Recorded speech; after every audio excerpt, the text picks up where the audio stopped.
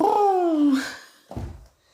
J'ai été mettre mon petit pull de mamie de grand-mère. Comment vous allez? Coucou. Ça va, ça va? Coucou, coucou. Normalement, vendredi soir, on n'est pas nombreux. Hein. On n'est pas nombreux le vendredi soir. Oh, les cheveux.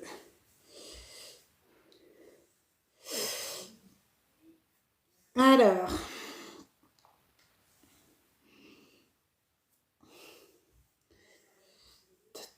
Qu'est-ce que je vais avoir de l'internet? Coucou tout le monde, je vous laisse tapoter pour pas que ça bug les collègues. Coucou ma chérie, coucou collègue. Comment vas-tu?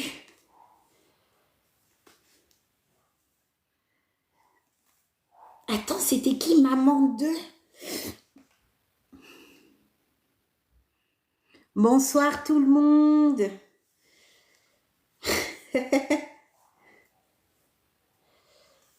Oh là, j'ai les cheveux, ça va pas du tout là.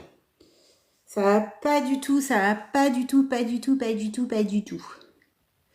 Coucou Anne, Gaëlle, comment vas-tu? Je suis sur la révision M9 et 10. Ça se passe bien? Coucou Sanama, comment vas-tu? Je voulais te poser une question, dis-moi. Qu'as-tu à me poser comme question? Je crois que j'ai mis mon pull à l'envers.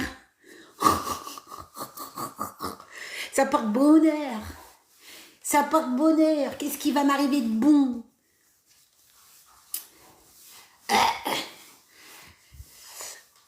Merci ma chérie. N'hésite pas ma belle. C'est mieux.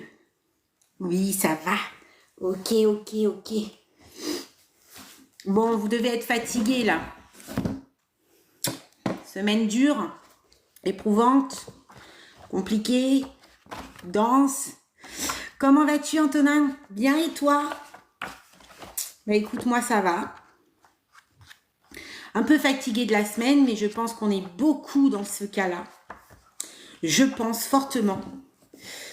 Alors, je suis en préparation pour intégrer l'école d'IFAS. Oui, tu as fait ton dossier? Je vais bien, merci. Et toi, nickel. Je suis en plein stress. Module 3 et 4, tu le passes comment et quand? Super. Bien, le 20 juin, j'ai les résultats aide-soignants. On croise les doigts, mais normalement, ça devrait pouvoir le faire. Tu sais la réponse. Normalement, ça devrait pouvoir se faire. J'espère, oui, oui. Allez, n'hésitez pas à tapoter les collègues. C'est vrai que c'est chiant les premières minutes. Je vous sollicite un petit peu. Je stresse aussi pour le M3, M4. On va y revenir, Julie. On va y revenir. On arrive. Allez, je vous laisse tapoter. Alors, s'il y a un stage qui s'est mal passé, c'est pas grave parce que si tu t'es rattrapé sur les autres, c'est bon. Je le passe le 23 mai. Ah, c'est bientôt, c'est la semaine prochaine. Bonsoir tout le monde, exactement, je galère pour le financement. Ah, comment ça? Merci beaucoup pour le cœur. Ah, c'est le cœur, rejoins mon fan, c'est un cœur spécial celui-là. C'est le cœur du jour, non? Le directeur de l'EHPAD m'a proposé que c'est lui qui va envoyer pour faire la formation. Ah, il manque un bout. Je le passe lundi matin. Ok. On va y revenir ce week-end. Si t'es connecté, on y revient ce week-end. Je dois passer le M3 et 4. Quand ça, vous passez tous le M3 ou 4 ou quoi? Vous êtes tous sur le 3 et 4? Ils sont tous sur le 3 et 4. Pas tous, parce qu'il y en a qui sont bientôt fini la formation. On respire et on y va. Exactement. On respire un bon coup et on y va.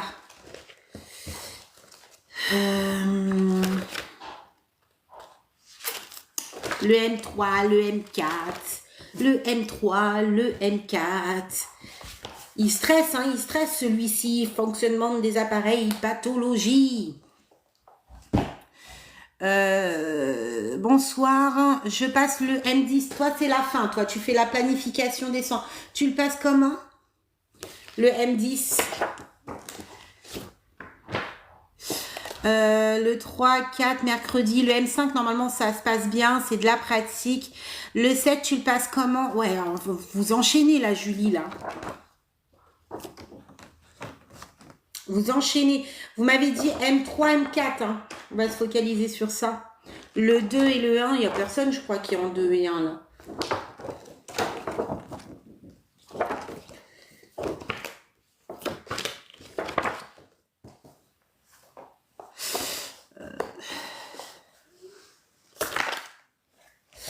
Décubitus ventral, c'est une position au dos, dorsale au ventre, position ventre à plat. Décubitus dorsal, c'est sur le dos, décubitus latéral, c'est sur le côté latéral gauche et droite.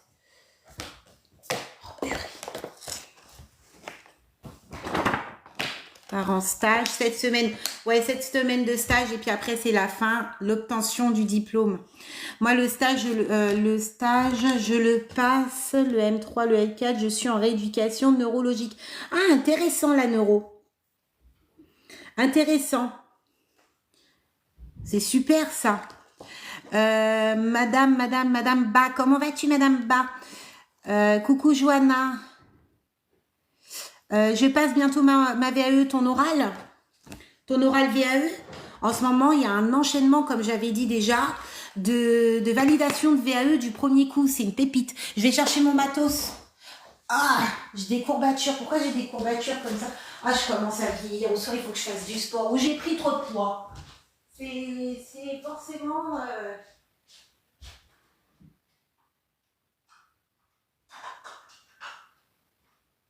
Les courbatures.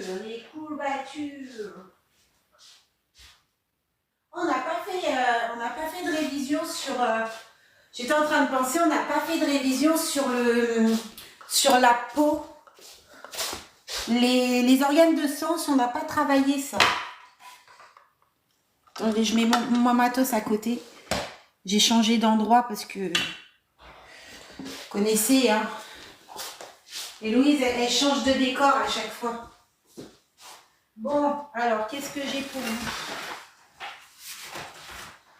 Sacré bordel. Sacré bordel ici. Sacré bordel. Il va falloir que je range tout mon bordel. Oh là là, ça a descend. Ça, c'est le foie. Le pancréas. Et encore une fois, j'ai encore oublié l'IFAS. Mais pourquoi j'oublie tout le temps mes matériaux? C'est pénible ça. Il n'y a pas le... Oh non, ça c'est nul. Oh là là, il va falloir que je reprenne mon matos. Là. Bon, bah tant pis, c'est la dèche. J'ai zappé, j'ai laissé mon matos à l'IFAS. C'est pas grave. Alors, on en est où là? Bonsoir tout le monde, coucou M3, M4, coucou Miss, module 3, module 10, il n'y a pas de révision. Module 10, c'est la planification des soins. Je vous invite à aller sur ma chaîne YouTube, révision, aide-soignant 2.0. Vous allez retrouver des vidéos avec des cas module 10 pour vous entraîner. Je vais vous le marquer. Vous avez plus de 400 vidéos sur ma chaîne YouTube. Je vais mettre ma grosse tête. Mes cheveux, ça va pas du tout. On dirait des antennes. Alors, révision. Aide-soignant 2.0. J'y suis allée sur YouTube. C'était avec ta fille. Ah oui, il y a eu une vidéo sur l'escar, il me semble. Ça date, hein. Ouais, pas grave, moi, vous me connaissez, hein. Naturel sauf le filtre. Mis le filtre, ah oui, pour avoir effet bonne mine. Coucou, coucou, M3, M4. Vous êtes tous sur le M3, M4. J'ai acheté tes fiches de révision, elles sont incroyables. Ah, tu vois, tu imprimes, tu plastifies et c'est bon. Ah, le risque de chute, je l'ai fait avec la petite sur le M10. Ouais, mais il y en a d'autres encore. Il y en a d'autres. Je vous invite à tapoter les collègues. Je commence les révisions à partir de 10 000 likes. Après, je vous embête plus, sauf si ça bug. Sinon, ça va bugger. 9 et 10, dernier stage, ligne droite. Dernière ligne droite. Alors, il y a beaucoup cette année, j'ai vu qu'il y a beaucoup d'IFAS, notamment la Croix-Rouge, qui font le bloc 2, M3, M4, sous forme de recueil de données. Donc, une personne qu'ils avaient en soin, du coup, lors du stage, ils doivent faire un recueil de données, mais attention, ce recueil de données doit être bien fait, les éléments doivent être importants, bien retranscrits dans le recueil. Il faut vous dire qu'un recueil de données, il faut que tous les éléments soient présents pour que une personne, une intérimaire ou un remplaçant, quand il lit le recueil, il puisse comprendre, sans même voir la personne, comprendre comment il va adapter son soin, comment il va du coup prendre en soin l'autre, quelles seront ses surveillances, qu'est-ce qu'il va le faire. Voilà, ses vigilances, etc. Il faut que dans le recueil, il faut qu'il y ait au maximum d'éléments importants sur la personne. N'hésitez pas à interroger du coup le patient ou la résidente si vous n'avez pas les informations mises à jour sur les dossiers des patients. Voilà, c'est important aussi de faire vos recherches par rapport à ça. Quand vous avez un recueil de données M3, M4, vous vous attendez forcément à avoir une multitude d'informations, sans oublier qu'il est important de connaître ses antécédents médicaux, ses traitements, puisque souvent, alors quand vous avez la méthode trifocale, on vous demande de détecter les risques potentiels, les manifestants, les manifestés, les causes, etc. Donc il y a beaucoup, vous allez retranscrire du coup les informations et la surveillance ainsi que les risques du patient en fonction des données que vous avez retranscrites dans votre recueil. C'est pour ça que les deux sont combinés. Si le recueil est mal fait, vous avez moins de chances de valider du coup votre examen, puisque effectivement le tableau qui va être envoyé ne correspondra pas totalement à la personne décrite précédemment sur le recueil. Je sais pas si je parle français là, bon, c'est la fin de semaine, donc là il va falloir vous accrocher. Alors, non. Alors, les fiches Milena, tu vas sur ton email, c'est obligatoire, il te l'envoie, c'est obligatoire. Planoly t'envoie un email de reçu. Donc, tu regardes bien dans tes spams si tu n'as pas un email de Planoly, parce que c'est grâce à cet email que tu vas pouvoir te connecter et aller récupérer tes fiches de révision. C'est obligatoire. Il t'envoie un email, voilà, que tu as utilisé pour le paiement. Regarde bien dans tes spams, regardez bien dans tes emails et tu cliques sur cet email, tu le mets en favori parce que tu auras besoin de cet email pour pouvoir récupérer les fiches de révision. M3, M4. Allez, encore, il faut 10 000 likes pour qu'on commence, les collègues. M3, M4. Comment allez-vous? Je suis allée chercher mon dossier pour la prochaine rentrée. Yes! On y va, on y va.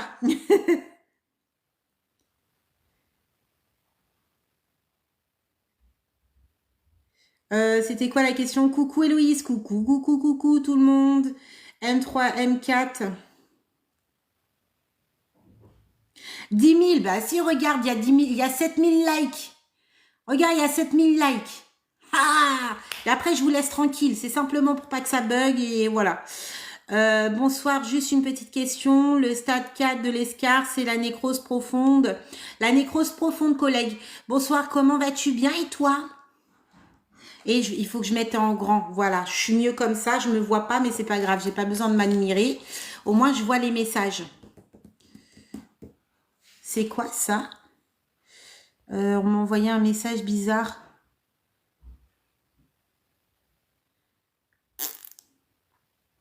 TikTok, il m'envoie des messages bizarres.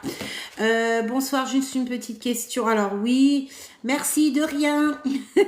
Super bien, merci. Ok, nickel.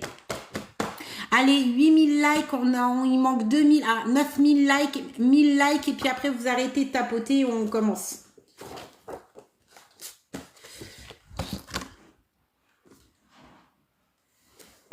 Même en gros, mais j'ai l'impression que cette semaine, je suis capoute. Mais en même temps, je suis dynamique, mais je suis capoute. Je sais pas si ça vous le fait, ça, mais je suis vraiment capoute.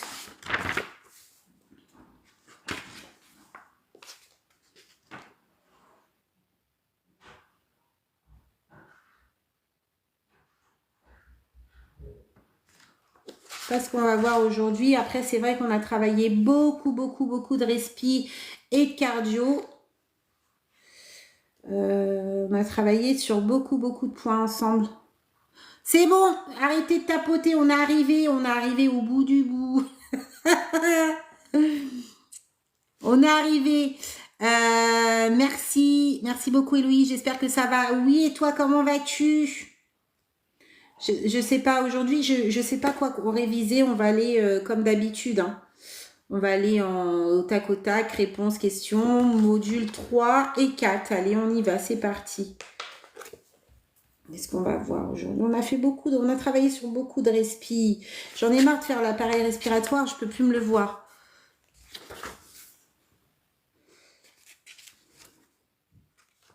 Je peux plus me le voir. C'est pas grave, on va tourner un petit peu, sinon je fais les fiches. Allez, c'est parti. C'est compliqué la fin de semaine. Ah oui, mais moi je suis déconnecte. Hein. Je suis déconnecte, mais j'ai une énergie, mais je pense que je puise sur mes réserves. Parce que je suis vraiment fatiguée. J'ai fait jury pratiquement toute la semaine. J'ai lu des dossiers pratiquement toute la semaine. Je suis fatiguée, les collègues. Allez, c'est parti.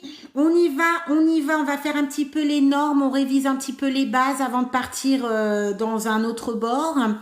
Je vous invite à prendre une feuille et un stylo. Et dès que vous êtes OK, vous mettez OK. Dès que vous êtes OK, vous mettez OK. On va commencer doucement, crescendo, pop, pop, pop, pop, pop. Et puis voilà, je vais voir des OK. Là, on tapote plus pour l'instant. Si ça bug, vous tapotez. Si ça bug pas, on tapote pas. Concentrez-vous sur les révisions. Et c'est juste ça qui m'importe. OK, on est d'accord. Donc là, on va être réactive, on va passer très rapidement, il faut que ça soit très fluide, on va aller sur les paramètres vitaux, on revoit un petit peu les bases pour qu'on puisse travailler sur autre chose.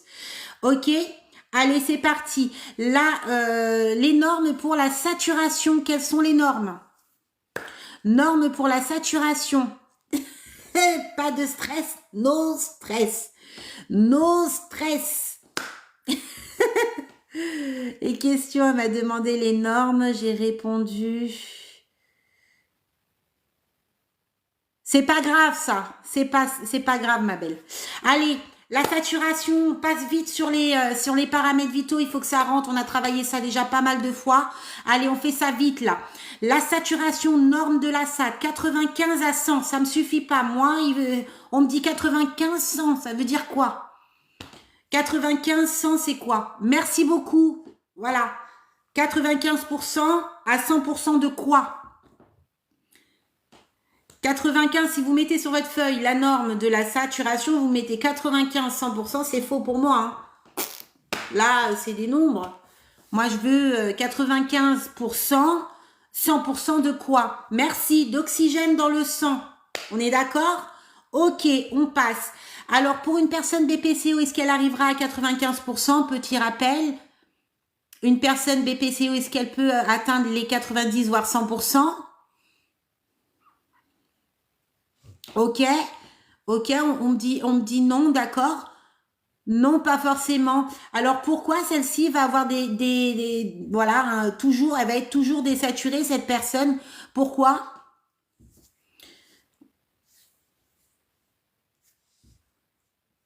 Pourquoi celle-ci va être en dessous de la norme? Ouais, elle est en manque d'oxygène, mais pourquoi? Pourquoi une BPCO est en dessous de la norme,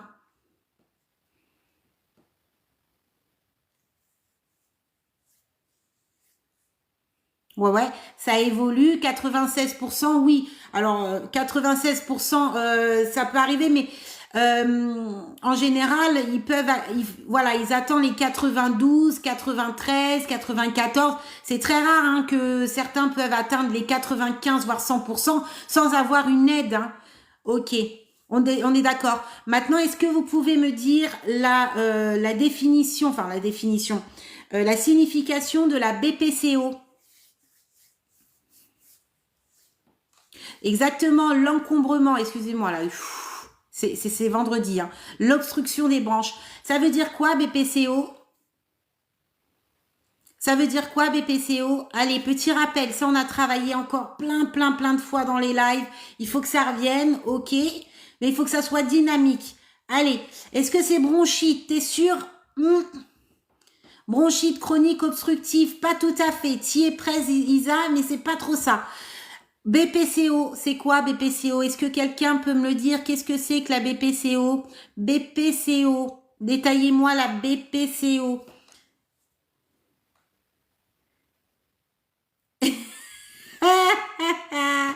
Ah ouais.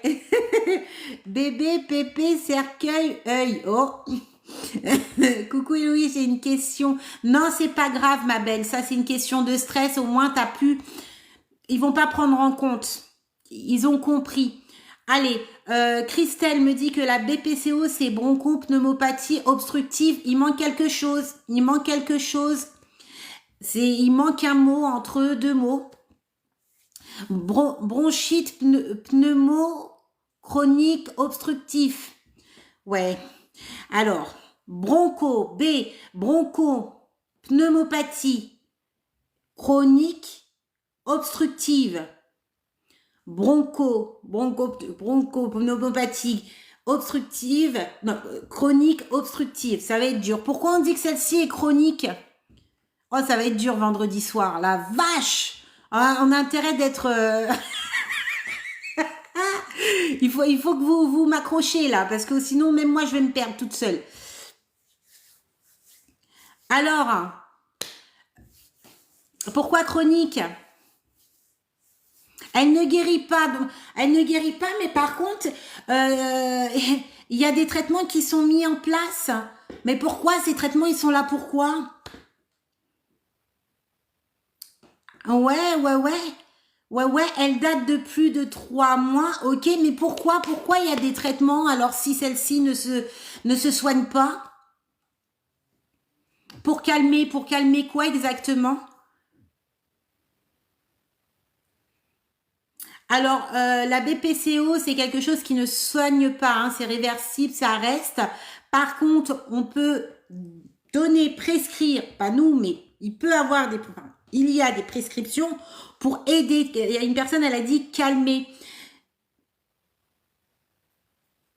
Pour maintenir, mais aussi pour soulager, exactement, pour soulager les symptômes.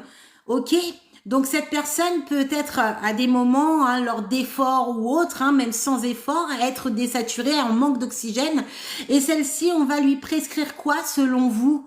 Allez, dites-moi les principaux. Qu'est-ce qu'on pourrait lui prescrire pour une personne atteinte de BPCO pour calmer justement, eh bien, ces symptômes? Alors, il y a des symptômes. Alors, on aurait dû faire les symptômes avant, mais c'est pas grave. Ok, l'oxygénothérapie, effectivement, on en reviendra après. Oui, bronchodilatateur. Oh, oui, bronchodilatateur, oui. Aérosol. Alors, tout ça, c'est pour un but, hein, pour un but. On revient à l'oxygénothérapie. L'oxygénothérapie, c'est quoi exactement?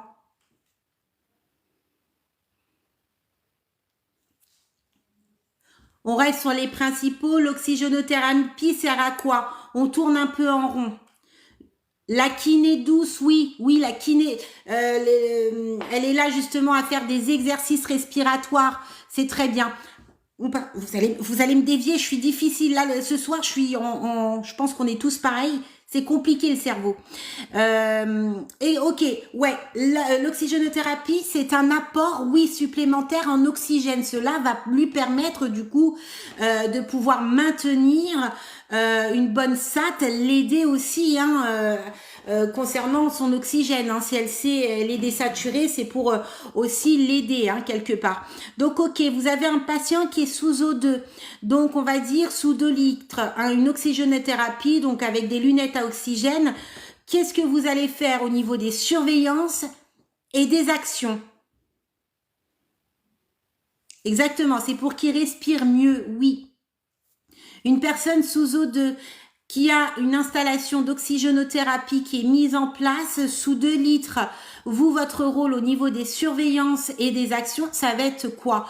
Alors, quand tu surveilles la tubulure, eh bien, tu surveilles quoi précisément? C'est pas assez profond, là, du coup. Surveillance de la tubulure, encore de la profondeur. Vous avez l'habitude avec moi, j'aime la profondeur. Je surveille la tubulure, mais qu'est-ce que je surveille réellement? Aérer la pièce, oui, je ramène de l'apport à O2, oui. Je vérifie le débit d'oxygène, très bien. L'état cutané, c'est-à-dire l'état cutané. Qu'est-ce que tu vas vérifier dans l'état cutané? Allez dans le profond, s'il vous plaît, c'est bien ce que vous faites. L'escar, c'est-à-dire, vous avez, en fait, vous donnez juste des cibles, des petits mots, mais je veux de la profondeur. Escar, c'est à quoi? Alors, la tubulure, pas coudée, mais pas seulement, on va vérifier d'autres choses sur la tubulure. Surveiller les téguments, c'est pas assez profond, Olivia. Tu vérifies les téguments, mais qu'est-ce que tu vérifies par rapport aux téguments? Les narines et derrière les oreilles, par rapport aux escars. Je retiens N. C'est très bien. Il y a un risque d'irritation et d'escar, hein, au niveau du nez, ici sur les joues, plan dur sur la peau et derrière les oreilles. Très bien. Je vérifie l'état cutané. Très bien, Olivia, t'as bien rebondi. La cyanose, c'est quoi la cyanose? La rougeur, c'est-à-dire Lydia. Surveiller l'installation. Oui, on va vérifier que celui-ci est bien mis en position demi, voire assis. Allez dans le profond, vous avez les termes, mais vous n'allez pas en profondeur. Irritation au niveau du nez. Ouais, exactement. Il y a d'autres choses à faire et il y a un réel danger. Qu'est-ce que je fais? Surveillance de la tubulure qui ne soit pas coudée. Pas seulement, il faut pas qu'il soit coudé, mais il manque encore, Asmia. Choisis, il y a 3 choses qu'il faut que tu vérifies. Cyanose, très bien, NDG, ça veut dire la coloration bleue des téguments. On n'oublie pas cela. Mais il n'y a pas que la cyanose au niveau de la surveillance des téguments. Il y a autre chose. Le manque d'oxygène aux extrémités, bien. On va vérifier aussi la présence de toux. Très bien, l'expectoration, le tirage, les signes de tirage. Très, très bien. La température, c'est-à-dire, Pam, va plus profond. Je vérifie aussi les muqueuses sont sèches et sans crème. Va plus profond, Manu, je te surveille. Parle-moi de la crème. Pourquoi sans crème? Il y a un danger ici, dis-moi tout. Marbrure, très bien, ça veut dire quoi marbrure? Qu'est-ce que ça veut dire? Si les lunettes ne sont pas obstruées, oui, il en manque un autre. On m'a dit obstrué, coudé et quoi d'autre? Le taux de quoi exactement? La pâleur, je vérifie l'état des téguments, effectivement la coloration de la peau, cyanose, marbrure, pâleur, mais je regarde aussi autre chose. Pas de gras, risque d'inflammation. Et quoi d'autre? Attention, monsieur est sous O2 et celui-ci fait ça.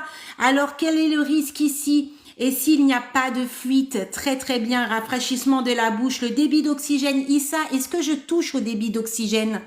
Est-ce que je vais pouvoir, toi en tant qu'aide-soignante, est-ce que tu peux modifier le débit d'oxygène si celui-ci est pas mis sous 2 litres? Je vérifie qu'il n'a pas de vomissement, mais pas seulement le taux de saturation. Ouais, non.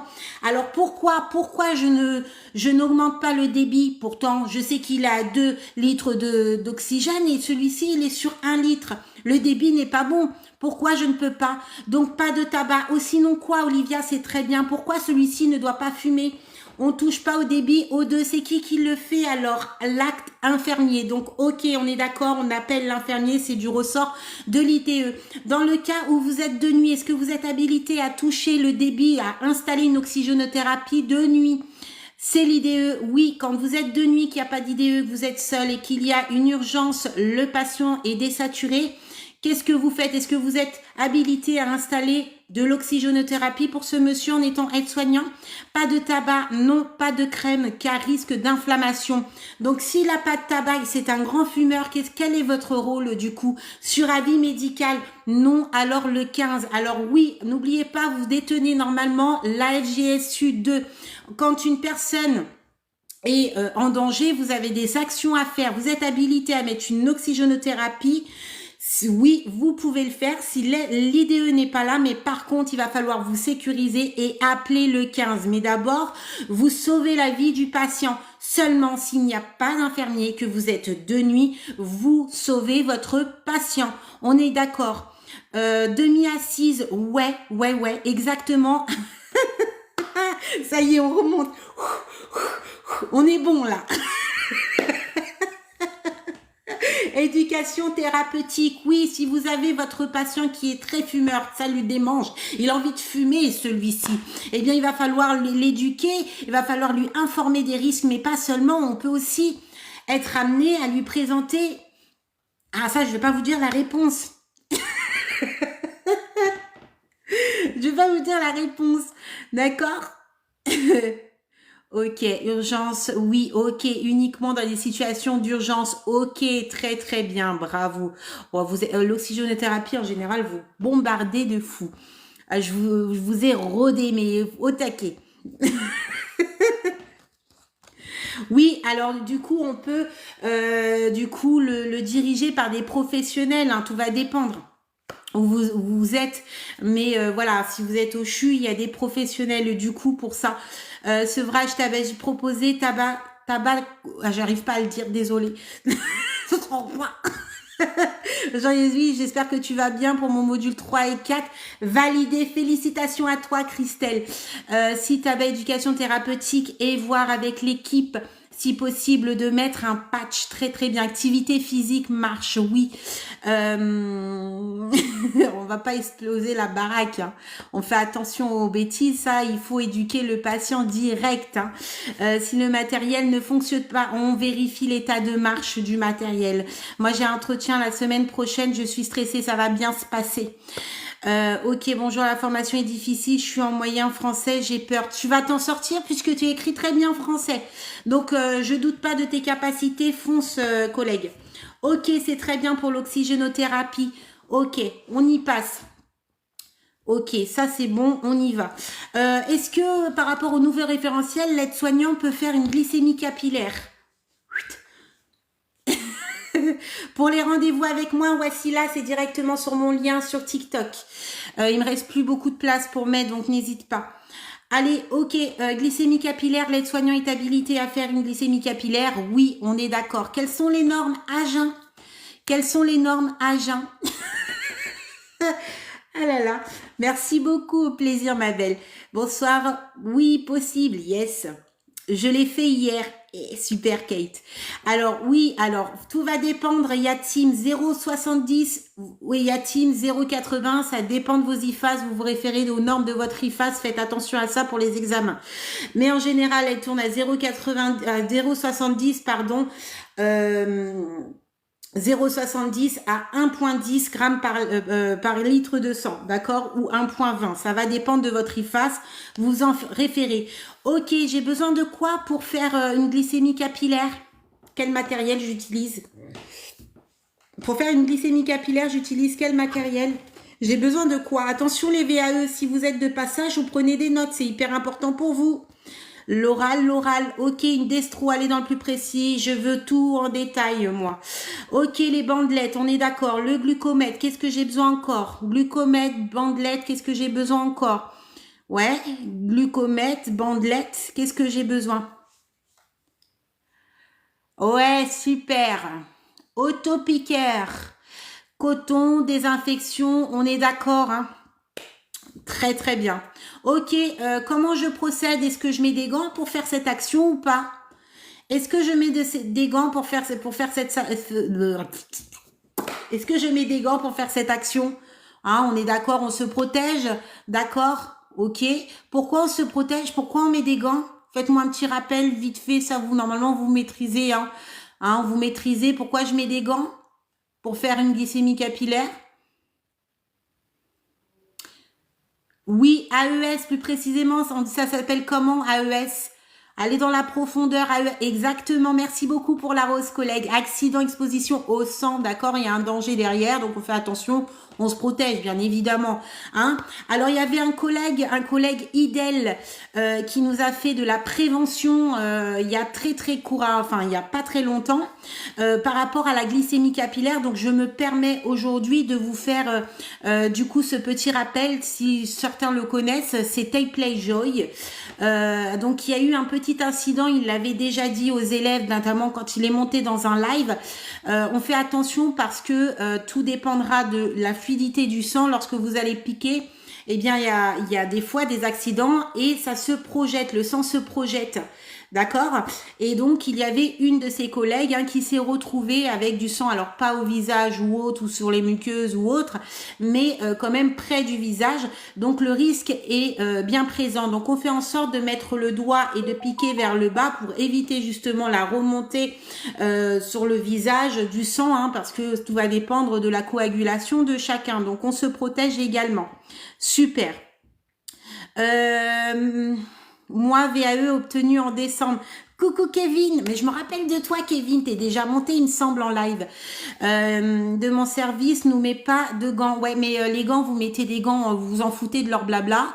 Vous leur dites, moi, si vous voulez que je fasse une glycémie capillaire, il faut qu'il y ait toutes les conditions. Si les conditions ne sont pas présentes, eh ben, je ne le fais pas. Tant pis pour vous. Si vous voulez qu'on fasse les choses, eh bien, vous mettez les conditions. Il est hors de question que je pique quelqu'un sans gants. C'est comme ça. Donc là, on y va. Ok, une personne qui est en hypoglycémie. Ok. Quels sont les signes cliniques? Une personne en hypoglycémie, quels sont les signes cliniques? Ah oui, taper du poids sur la table. Il n'y a pas le matériel. Ok, il n'y a pas de souci. Bah, excusez-moi, mais je vais pas pouvoir le faire. Allez, signe clinique, hypoglycémie, la pâleur. Coucou Louise, comment vas-tu? Ça va? Allez, la sueur, hypoglycémie, attention, je parle pas d'hyperglycémie, la pâleur, sueur, vertige, et quoi d'autre? Hypoglycémie, on entend hypo, agité, sensation de soif, ouais, sensation de soif, oui, asthénie, merci le terme médical, alors c'est génial, soif intense, oui. Alors, les actions, on voit ça plus tard. Oui, dans les graves cas, eh bien, il y a le coma, tremblement, mais vu qu'il y a des tremblements, la personne peut avoir aussi, elle peut avoir aussi des frissons, oui, tremblements, vision, trouble, super. Elle nous a fait un enchaînement Manu, super, j'adore. Sueur, pâleur, super. Alors moi, on met plus fatigue, c'est interdit, vous êtes interdit de me mettre fatigue, vous me mettez asthénie, on me dit plus mal au crâne ou mal à la tête, on me dit céphalée, d'accord? On me dit plus douleur, on me dit algique. On me met les termes, s'il vous plaît, habituez-vous, je vais vous forcer, c'est interdit, je vous enlève des points immédiatement si vous me mettez fatigue. Ok, d'accord, vous avez énuméré certains signes. Ça marche. Alors maintenant, quel va être votre rôle aide-soignant? Vous avez une personne qui est asthénique, qui a des vertiges, vision trouble, qui tremble, qui a des frissons. Elle est en hypo, cette personne. Oui, chef. Je fais quoi? Qu'est-ce que je fais? Je la rassure. Alors, je la rassure. Ok. Alors, qu'est-ce que tu vas dire pour la rassurer? Moi, je veux de la profondeur. Je la rassure comment? Qu'est-ce que je vais lui dire? Ok, prendre la glycémie. Une fois qu'elle est prise, elle est en hypo. Tu dis, alors du sucre. On part du sucre. Il faut la resucrer. Alors, qu'est-ce que tu vas lui proposer comme sucre? Sucre lent, sucre rapide? Les deux, qu'est-ce que tu vas lui proposer? Donner du sucre. À quel type de sucre? Lui expliquer de ne pas bouger. Alors, comment vas-tu l'aider à s'installer? Donner quelque chose à... Vous êtes... de sucré. Quel type de sucre? Sucre lent? Sucre rapide? Quel type de sucre? Allez, prendre la glycémie capillaire. Elle est prise, elle est en hypo. Elle est en hypo, donc régulièrement, oui. Je lui donne une compote, oui. Sucre rapide et sucre lent. Explique-moi pourquoi on donne du sucre rapide et du sucre lent. Resucré avec du pain, par exemple. Alors, est-ce que je lui donne du sucre rapide, du sucre lent, les deux? Et pourquoi? Sucre rapide, sucre rapide. Rapide. Alors, sucre rapide plus sucre lent. Dites-moi pourquoi je donne du sucre rapide et du sucre lent à cette personne. J'alerte l'IDE, oui, j'alerte l'IDE, ça c'est une certitude. Mais moi, je veux les autres actions. Je veux la patate, moi. Sucre rapide. Pourquoi sucre rapide? 4 types de sucre rapide. On lui monte les pieds en canette de coca, position assise, compote rapide, sucre lent, sucre rapide. Alors, oui, effectivement, on va lui proposer du sucre lent, sucre rapide, mais pourquoi? Pourquoi je lui propose ça? Boisson aussi après une installation au lit, miel, sucre rapide, pour éviter une hypo nouveau. Oui, sucre rapide pour remonter, merci beaucoup, N. Je lui donne du sucre rapide parce qu'il est en hypo. Il faut qu'il remonte sa glycémie, là, il n'y a pas le choix. Donc, je vais lui donner du sucre rapide. Mais le sucre rapide, ça fait quoi? Bah, c'est rapide, mais ça rechute aussitôt. Ça monte, ça descend. Donc, je vais lui proposer du sucre rapide, mais aussi du sucre lent pour que ça se maintienne à niveau, vous comprenez? À long terme. Très bien. Hey, c'est bien N. Sucre rapide pour remonter rapidement. Et sucre lent pour qu'il y ait cette constante, hein, que ça tienne. On est d'accord? Bah, très bien, super. L'hydratation, oui. Alors, attention, il y a un risque, tout à l'heure, on a parlé, et Laurine, elle le dit bien, il y a un risque de coma. C'est grave, hein. Attention à ça. L'hypoglycémie, hein, de l'hyper aussi, mais l'hypoglycémie, il y a un risque de coma. Donc, on va faire quoi? Sucre rapide pour remonter la glycémie. On donne du sucre rapide. Alors, on n'est pas encore sur les traitements, les collègues. Pour maintenir à long terme, exactement, Leslie. Exactement. Alors, je sais plus, j'avais posé une question, il faut qu'on y réponde. C'était Laurine. Éviter, ah oui, on parlait du coma. Et c'est vendredi, hein. Me déconcentrez pas, ça va être compliqué. J'ai du mal, je sais pas comment vous faites pour tenir, mais moi, je tiens pas beaucoup. On reprend la glycémie capillaire. Alors, il y a un risque de coma. Donc, ok. Donc, qu'est-ce que je vais faire? Qu'est-ce que je vais faire? Hein? La personne a chuté, a une bonne chute glycémique. Il y a un risque de coma. Mais qu'est-ce que je vais faire? Alors là, vous avez mis vos actions, tout ça, mais il y a quelques actions là que j'ai besoin de voir là sur les commentaires. On y retourne pour l'autonomie, c'est après parce que j'ai du mal à me concentrer là ce soir, c'est vendredi. Je reviens après pour l'autonomie. Exactement, je vais surveiller plus. Je reviens pas une heure plus tard, hein, je viens régulièrement pour éviter justement que du coup elle plonge très rapidement. Je vais prendre simplement la glycémie capillaire à cette personne. Si elle est en hypoglycémie et qu'elle se retrouve voilà avec beaucoup de signes comme ça cliniques, je prends juste la glycémie capillaire.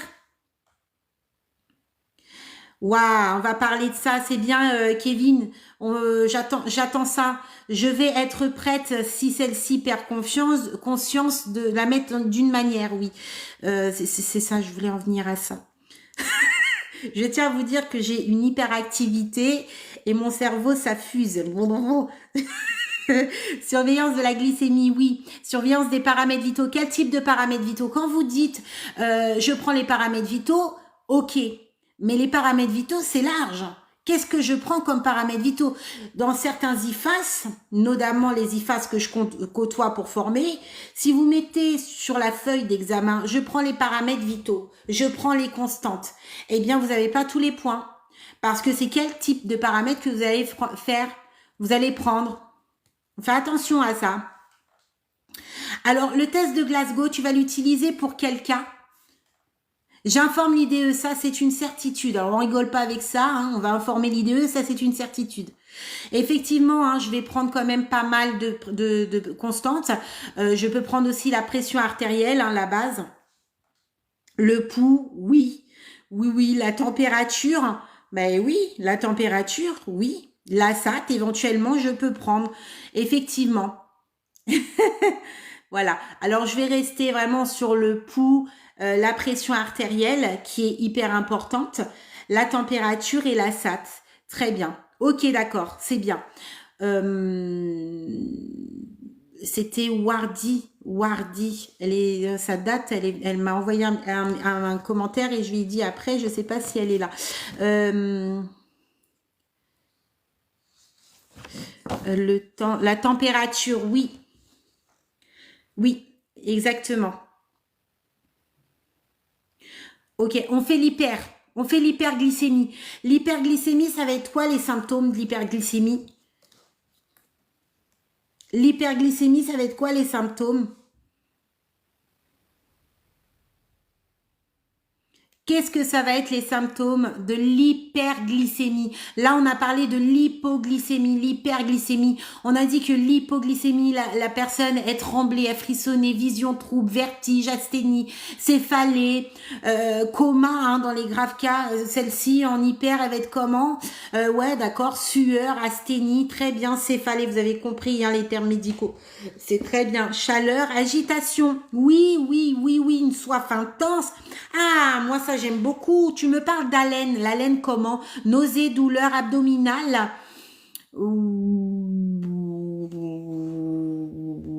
Ouais.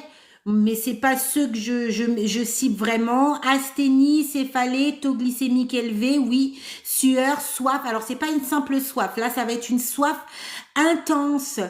Algique, oui, algique, mais où algique? Elle va avoir des douleurs, mais où? Alors oui, haleine de pomme, ouais. Ouais, haleine de pomme, carrément.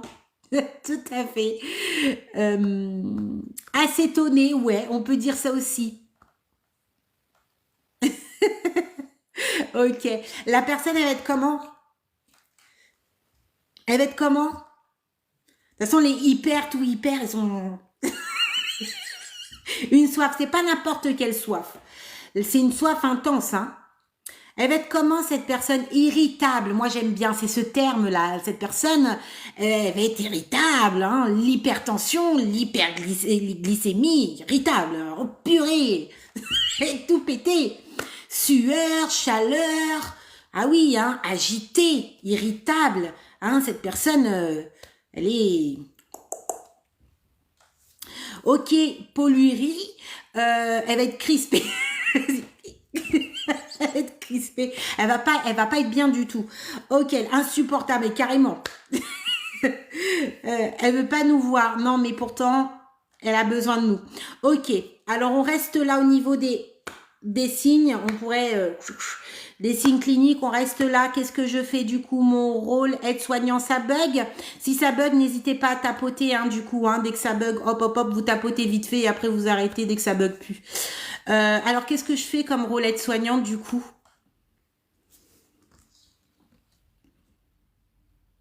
Dommage que j'ai pas eu une collègue, j'aurais pas raté les modules 3 et 4. Non, mais c'est pas grave, c'est pas un échec, hein. C'est pas, voilà, c'est pas une fatalité. Alors oui, effectivement, surveillance du poids bucco-dentaire, hydratation, alerter l'IDE. Alors moi, ça, les alertes IDE, c'est après. Moi, je veux les trucs aides-soignants, là. Moi, je veux de l'aide-soignant, je veux de l'aide-soignant. Effectivement, je vais calmer la personne, je vais essayer de la calmer, je vais la mettre où, cette personne? L'hydratation, oui. Oui, oui, oui, prise.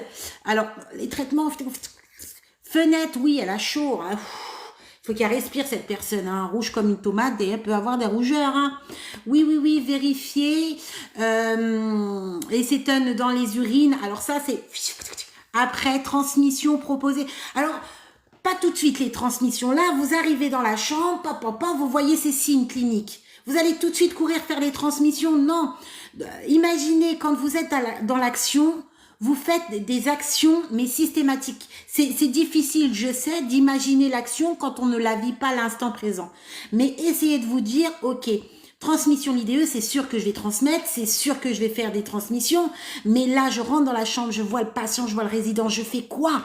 Hydratation, la mettre en sécurité, la calmer, oui, oui, oui. L'IDE après... L'IDE, oui, ça c'est une certitude, mais avant, vous avez des choses à faire pour elle. Elle est irritable, elle a chaud, elle a peut-être soif, elle est pas bien cette personne. Installation, position, mettre à disposition une bouteille d'eau, la mettre en sécurité, la rassurer. Alors, vous la mettez en sécurité, mais il y a quelque chose, une pièce, voilà, je aère la pièce, il faut qu'elle soit comment la pièce? Alors oui, vous aérez la pièce, mais surtout cette dame, elle est irritée, donc il faut pas elle ait quoi? Qu'est-ce qu'il faut pas qu'elle, sinon je vais vous dire la réponse à chaque fois. L'hydratation, ouais. Alors quand vous mettez paramètres vitaux, ah bah il faut me dire les paramètres vitaux, parce que là, moi, je reste sur ma faim. Ça me suffit pas. La lumière. Alors, c'est pas tout à fait ça que j'attends. On dit que le terme irritable, le signe irritabilité, qu'est-ce qu'il ne faut surtout pas par rapport à la pièce qui pourrait accentuer du coup son énervement. Alors oui, la pression artérielle, donc la glycémie, oui, hein, on sait sûr. Mais bien sûr, je vais reprendre aussi les mêmes paramètres vitaux. La pression artérielle, la température, la chaleur, l'espace, hein, la température de la pièce. Merci beaucoup. C'est qui a dit ça? Merci Anna. La mettre dans un endroit calme, sans bruit, sans distraction. Très bien. Pas de bruit. Du calme, elle est irritable, elle va vous coller un pain. Elle va vous coller un pain. Il faut du calme, un lieu calme. Oui, pas de bruit. Voilà. On ne l'enferme pas, mais on le met dans un endroit qui est paisible, calme. Elle est déjà suffisamment énervée. Plus elle s'énerve pour toute pathologie, plus il s'énerve, plus ils accentuent du coup... eh bien, la pathologie, enfin, la situation, quoi. La rassurer, un environnement sain, ça j'aime beaucoup. Elle est de plus, alors, elle est en plus que hyper pour coller un pain.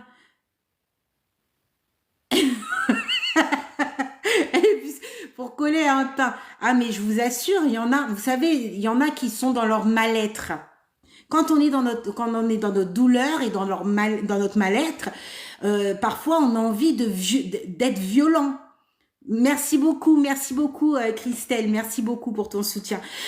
Il y a des gens, ils ont besoin d'être violents. Moi, par exemple, quand j'ai mal aux dents, les dents de sagesse, je me tapais la cuisse parce que c'était horrible. Je me pinçais, je me tapais la cuisse. Pour plus penser à la douleur de mes dents, je me faisais mal. Mais parce que la douleur, merci beaucoup Christelle, parce que la douleur, parfois, elle peut vous donner une énergie sur le moment, faire du mal à l'autre, ça, moi, voilà, mais voilà, c'est, oh, tu m'embêtes, faut vraiment un endroit calme. Voilà. Oui, oui, oui. Là, c'est vraiment l'exemple. Là, c'est l'exemple. Elle, dans l'exemple, elle est irritable. Hein. Si celle-ci, elle est dans l'irritabilité, eh bien, on va veiller à ce qu'elle se mette dans un endroit de calme. On va pas justement l'énerver plus parce que du coup, ça va peut-être aussi l'énerver encore plus. Et voilà. Tandis que voilà, je prends l'exemple que, par exemple, la douleur ou même, voilà, si vous êtes contrarié, névrosé. Merci beaucoup, Christelle. Contrarié, névrosé et que bah il y a une énergie qui arrive qui est pas correcte, que vous l'acceptez pas, bah des fois il peut avoir des réactions humaines et c'est tout à fait normal. Mais oui, bien sûr. Coucou Mariama. Voilà, ok, d'accord, on est bon de toute façon, hein. On est bon sur ça. Merci, il faut que tu arrêtes d'appuyer là, t'as 154 et ça va bugger, hein. Merci beaucoup Christelle, t'es adorable ma belle. Elle arrête plus. Elle arrête plus, Christelle. Elle arrête plus. Alors, ok, ça marche. On est en... merci beaucoup pour ton temps. Merci à toi, Christelle. T'es adorable. Merci, ma belle. Merci. Félicitations. Ok, ça marche.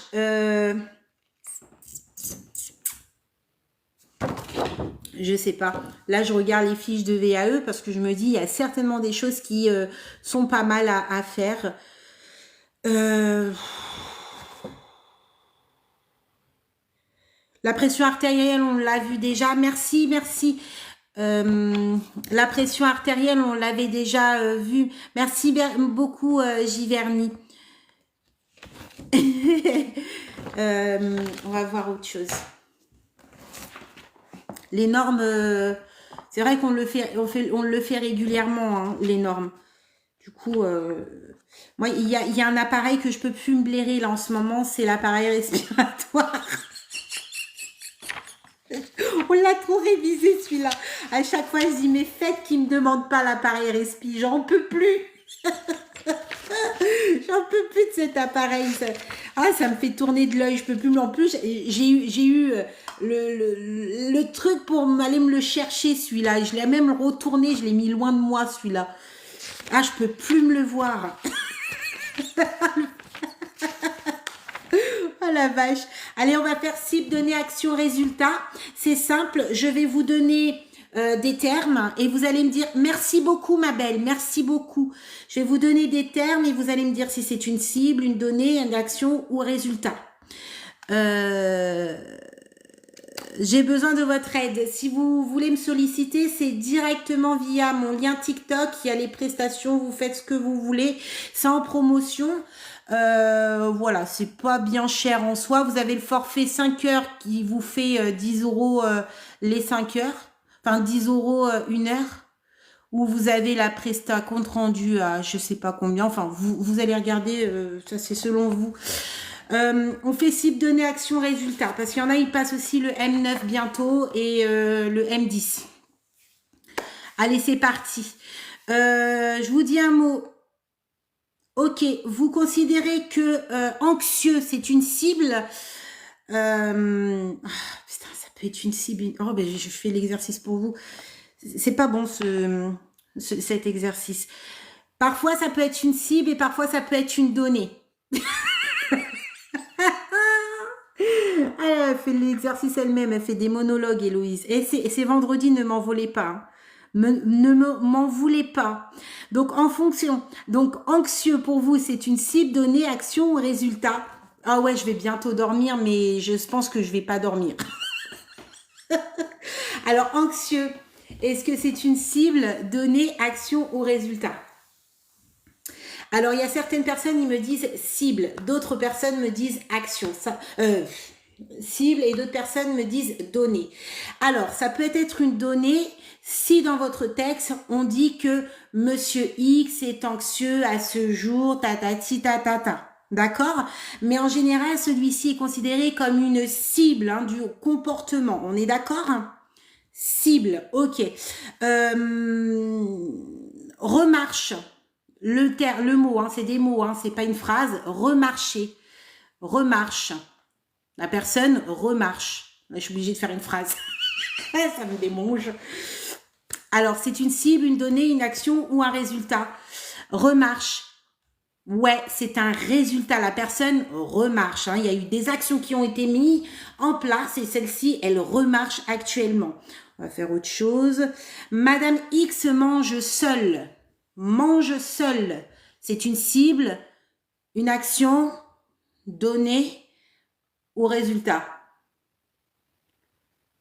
Ah, j'ai fait n'importe quoi là. Madame X mange seule. Attention. Madame X mange seule.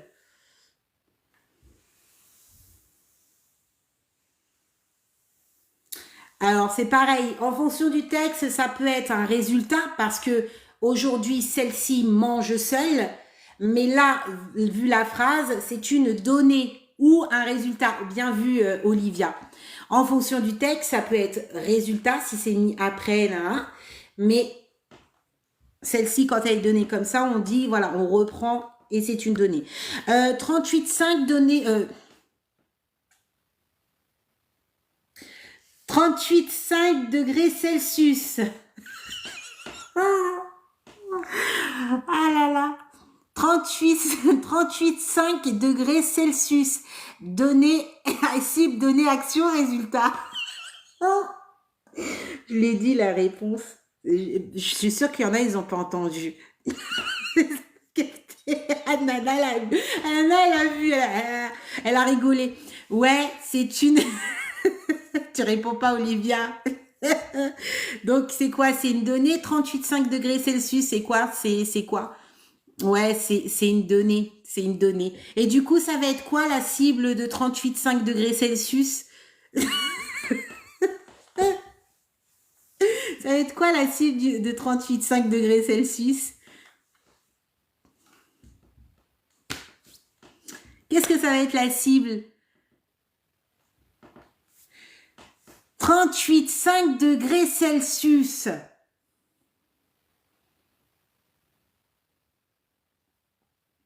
Merci beaucoup, une hyperthermie. La cible, ça va être l'hyperthermie.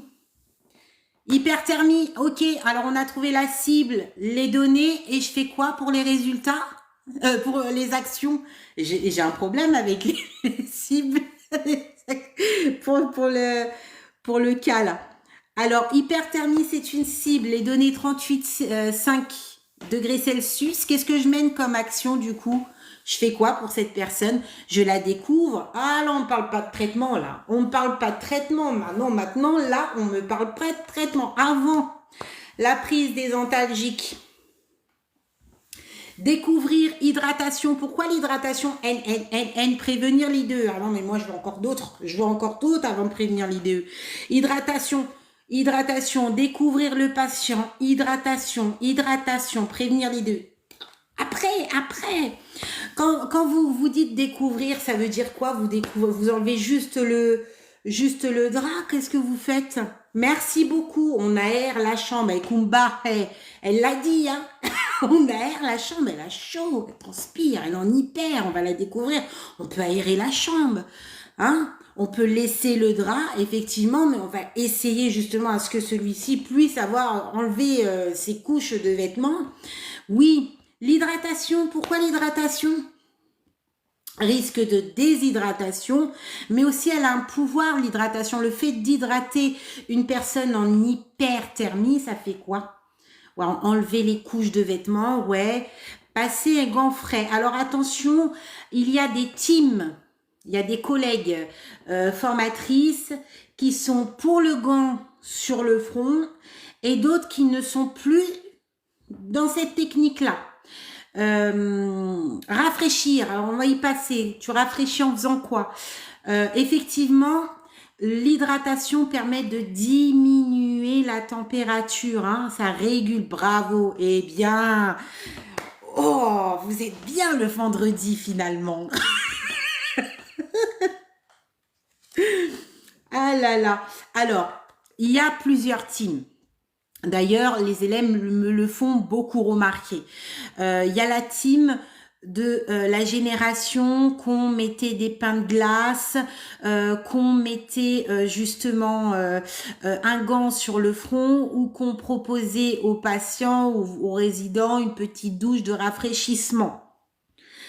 Il y a l'autre team qu'il ne faut absolument pas mettre de gants sur le front. Mais par contre, il y a la team au niveau des pieds. Je suis pas la team du gant sur le front. Je suis la team des gants aux pieds. Parce que au niveau des pieds, quand vous rafraîchissez même un bain de pied, ça va permettre de réguler. Il y a plusieurs teams. Donc, peu importe, vos réponses sont bonnes, mais sachez qu'il y a plusieurs teams. Alors, on ne prend pas de douche. On ne prend pas des douches chez un patient, douche d'eau froide, pardon, excusez-moi, tiède. Voilà, en général, on prend pas de douche froide ou tiède, plus froid que chaud, parce que celui-ci peut du coup avoir un choc au niveau de la température. Oui, au niveau, moi je suis team pied, hein. Team pied. J'ai été baignée. Ah, si ça bug, tapoter. Ça y est, c'est la période de tapotage, les collègues. On n'a pas le choix. Si ça bug, on tapote. Voilà, c'est ça que je cherchais. Choc thermique. Oui, effectivement, moi, j'ai été baignée dans des bains de pieds. C'est aussi une méthode de grand-mère, hein, parce que avant, on utilisait aussi le fameux gant, les pains de glace, etc. Mais là, de plus en plus, certaines enlèvent ces méthodes-là. Voilà. Ok, ça marche. On était sur les cibles, données, actions, résultats. Alors, Dit avoir mal. Madame X dit avoir mal. Dit avoir mal, c'est quoi? C'est une cible, donnée, action, résultat, c'est quoi? Dit avoir mal. Cible, donnée, action, résultat. Qu'est-ce que c'est? Dit avoir mal. Cible, donnée, action ou résultat. C'est une donnée. Alors du coup, quelle va être la cible pour cette donnée? Dit avoir mal. Attention que je n'écoute pas ce que... Je veux les termes médicaux. Je veux les termes. Alors,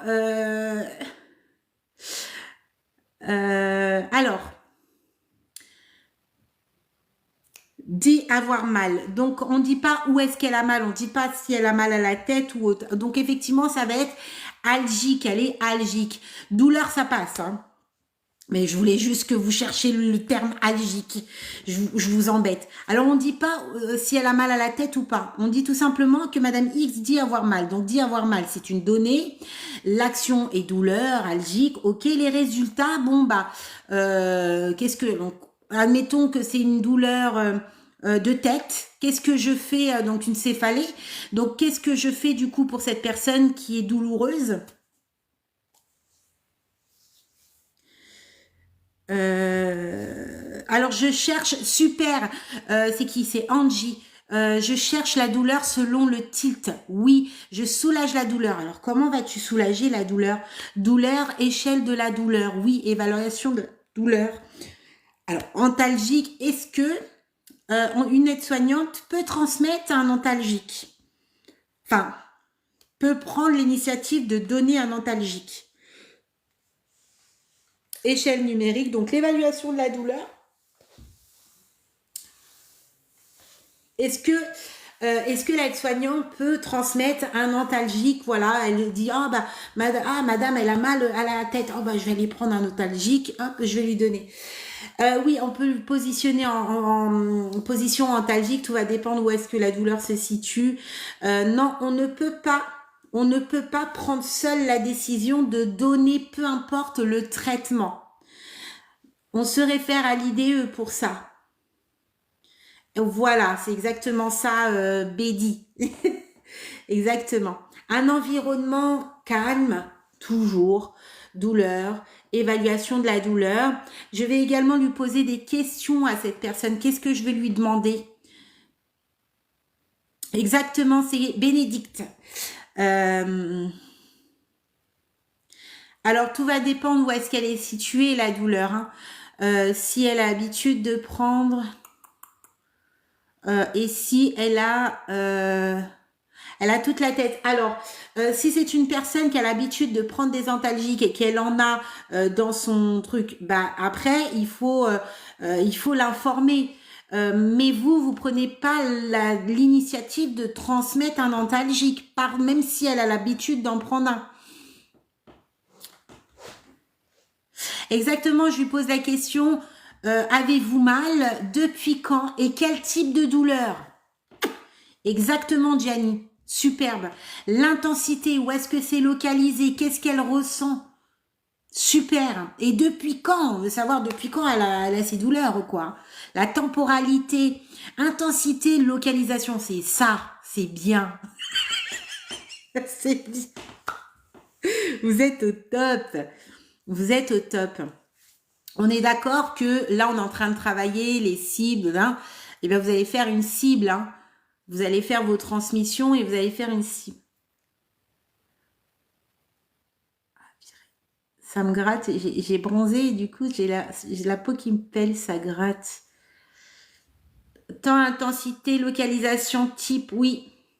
Alors, si l'infirmière lui donne... Alors, on va pas aller sur de l'antalgique, palier 1. Voilà, cette dame, elle est très très douloureuse. On va dire, je sais pas, moi, des douleurs musculaires ou je ne sais pas quoi, qu'est-ce qu'elle a. Elle est en nécessaire, cette personne est en nécessaire. Hein. Elle a de la rééducation et je sais pas, moi, je sais pas, elle a une fracture, je sais pas, elle a une fracture au niveau du bras, voilà, du bras gauche. Et celle-ci, elle a une prescription d'antalgique. Alors, Vous allez me dire le palier.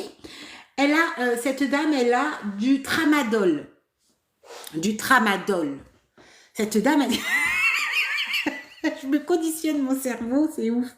Cette dame, elle a une prescription, elle a du tramadol. Ok, c'est quoi du tramadol? Allez, c'est parti. Quel palier? Donc, on sait, hein, j'ai dit la réponse, antalgique, c'est ok. Donc, tramadol, c'est parti, c'est quoi? Alors, on a, certains ils me disent palier 3, il y en a d'autres qui me disent palier 2. Alors, c'est du palier 2 ou du palier 3? Ah, bah attendez, on va faire un petit sondage. Palier 2 ou palier 3? Alors là, il va falloir se décider. Hein. Tramadol, alors moi, je sais plus faire. Allez, tramadol, palier 1, palier 2, c'est le rouge, le bonhomme qui sourit. Le palier 3, c'est le bonhomme qui pleure. Le tramadol, palier 2, le bonhomme qui sourit. Le palier 3, le bonhomme qui pleure. Tramadol, le bonhomme qui sourit. Le palier 3, le bonhomme qui pleure. Tramadol. Le bonhomme qui sourit. Le bonhomme qui sourit, le palier 2. Et le palier 3, le bonhomme qui pleure. Alors, est-ce que c'est le palier 2, le bonhomme qui sourit, tramadol, ou c'est le bonhomme qui pleure, palier 3? Palier 2, le bonhomme qui sourit, palier 3, pour le bonhomme qui pleure, pour le tramadol. J'ai un message. Palier 2, le bonhomme qui sourit, palier 3, le bonhomme qui pleure. Ok, allez. Effectivement, c'est... Alors, on n'a pas fini. Une seconde. Hop. C'est du palier 2. Le tramadol, c'est du palier 2. Mais c'est puissant. C'est puissant, le tramadol. Donc, maintenant, on va voir les effets secondaires du tramadol. Quels sont les effets secondaires du tramadol? On va parler après de morphine, si on a le temps. Quels sont les effets secondaires du tramadol? Attention, le tramadol, c'est pas... On va en parler. C'est pas de la rigolade, hein. Ok, vertige, asthénie, ouais, somnolence, vomissement, hein, moi le tramadol c'est endormissement, on peut avoir cette asthénie, hein, vertige, il peut avoir des nausées, hein, il y a certaines personnes, ils ont du mal avec le tramadol, nausées, douleurs thoraciques, maux de tête, plus de céphalée, hein, utilisez des termes médicaux, hein, tramadol, il y a encore d'autres là. Malaise vagal, vomissement, ça en a dit, nausées, ok. Merci beaucoup des troubles gastriques, hein, des troubles, oui. Des troubles gastriques. D'ailleurs, il y a le tramadol, il est prescrit un minimum de temps. On veille à le prescrire vraiment un minimum de temps. Tout va dépendre du problème. Mais il y a aussi autre chose, le tramadol. Il y a des personnes, attention, je peux pas dire le truc, je veux que vous le trouviez. Quand ils ont été amenés à prendre du tramadol à un certain nombre de temps, qu'est-ce qu'ils risquent d'avoir? Oui, il peut avoir des réactions allergiques, de la dépendance. Il y en a, ils sont dépendants au tramadol. C'est hyper important, hein. Il y en a, ils sont dépendants au tramadol. Ils n'ont plus besoin de tramadol, mais ça les soulage dans le sens où ça va les amener dans un état où ils vont, être fatigués, plus apaisés. Il y en a, ils sont vraiment... c'est très dur quand on est dépendant du tramadol. De un, ça bousille, hein, des troubles digestifs, c'est hyper important le tramadol. Hein. C'est un antalgique palier 2. C'est pas quelque chose à prendre à la rigolade. Hein. Moi, il y a pas eu très longtemps, ma fille, elle a eu la superbe idée de se mettre au sport. Donc elle a fait de la muscule avec une équipe qui n'était pas forcément formée à ça. Elle s'est amusée à faire des squats avec des poids, je sais pas ce qui lui est arrivé, sans entraînement comme ça. Avec ses copines, ils se sont dit bon bah je vais être bien skinny, pompélope. Non. Elle s'est retrouvée avec une super tendinite au derrière. Hein, je peux vous dire que ça a duré longtemps. Elle était sous tramadol. Croyez-moi, c'est quelque chose. Hein. Alors, palier 2, en fait, tu as plusieurs paliers dentalgiques. Tu as le palier 1, tu as le palier 2 et tu as le palier 3. Le palier 1, ça va être, tu sais, voilà, Doliprane, paracétamol. Le palier 2, ça va être les codoïnés, tramadol, ce qu'on vient de parler. Et le palier 3, ça va être un peu plus puissant. Là, on parle de morphine, quelque chose un peu plus lourd, hein. D'accord? Alors, attends, on m'a parlé de lombalgie chronique depuis plusieurs années. Ah ouais, ouais. Ouais. Ah oui, mais ah, ça bousille, hein. Le foie, ça bousille. Elle a eu des nausées pas possibles. En plus de ces douleurs, elle avait la nausée, des effets secondaires incroyables, hein. Elle a dû arrêter et le tramadol, il faut pas rigoler avec ça.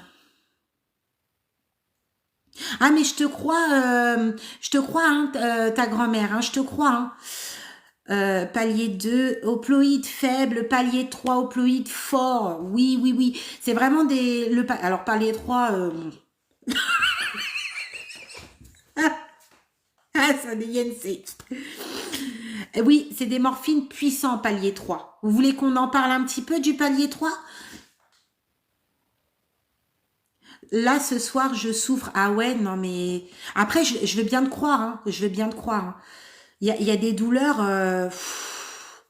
Et puis à un moment donné, le corps, il est dans l'acceptation et ça fait plus rien, quoi. Ça fait plus d'effet. Donc forcément, t'augmentes la dose et c'est pas bon du tout, quoi.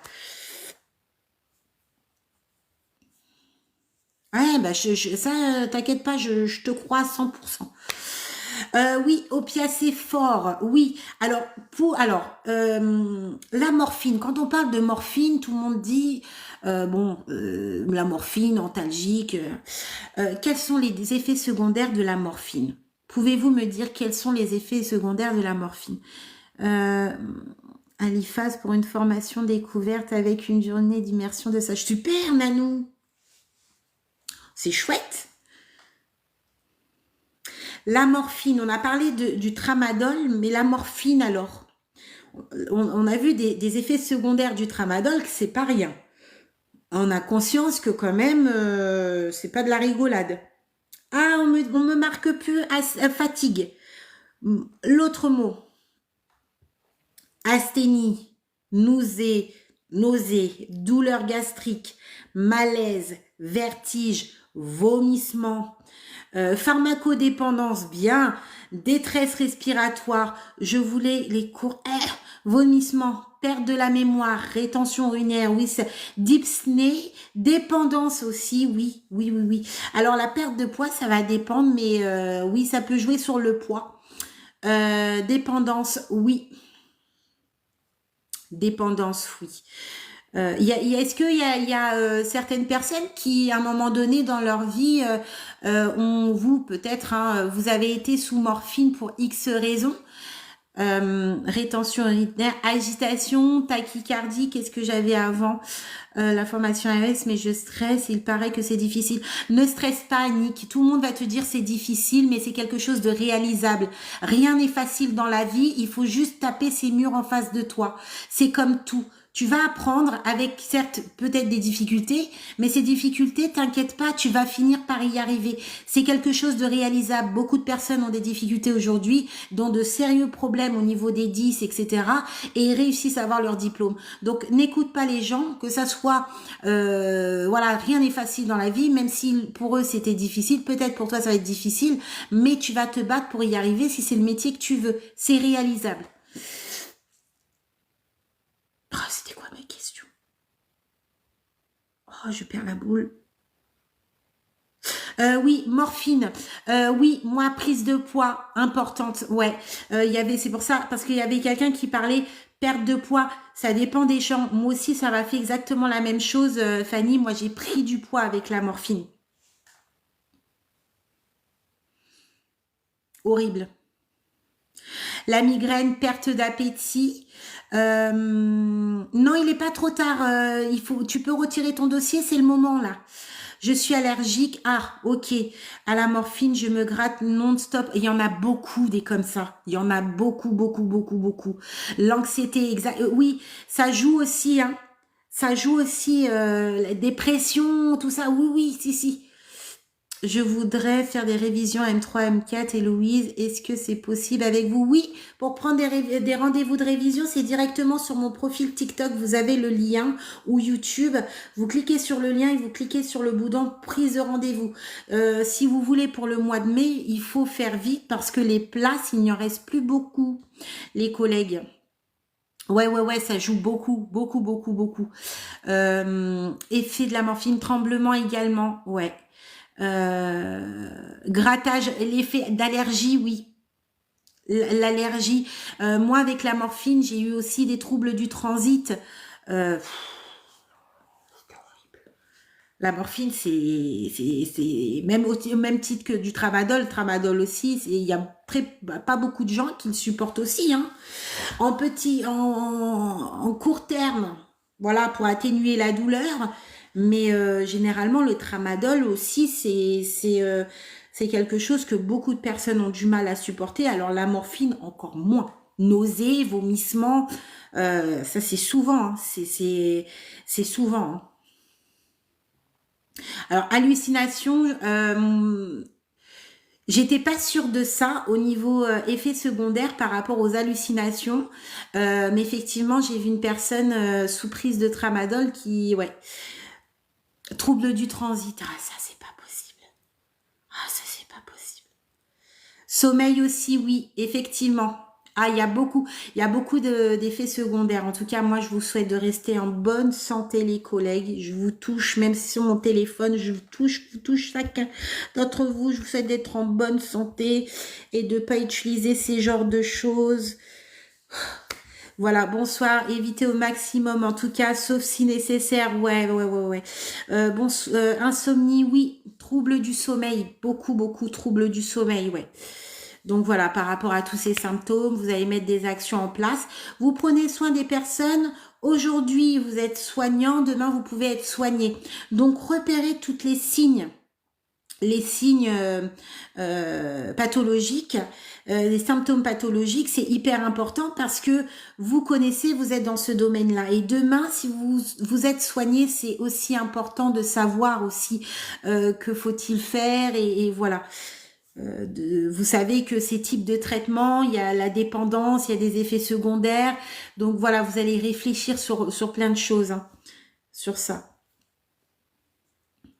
Alifas, le formateur, nous a dit effet indésirable. Oui, la détresse respiratoire et somnolence. Somnolence, oui. Détresse respiratoire, ça peut arriver. Ça peut arriver, oui. Alors moi, j'ai très rarement vu cette... mais ça pourrait arriver, oui. Salut, j'espère que tu vas bien. Bien, et toi, la reine? Bon, j'espère que ce live vous a plu. Écoutez, je vais vous laisser. Voilà. Je pense que c'est pas mal pour un mercredi soir. Je sais pas ce que vous en pensez. Bon, j'ai sorti mes outils, mais l'appareil respiratoire, je vais me le cacher, celui-là. Je vais plus me voir. Oui, en formation, vous apprenez tout ça, oui. Ouais, ça vous a plu. Franchement, pour un vendredi, vous avez été au taquet, hein. Vous avez enchaîné. Je vais mettre le replay live pour ceux qui veulent le revoir. Le début de live, il a été... Vous avez été réactif de fou, hein. Franchement bien, hein, pour un vendredi.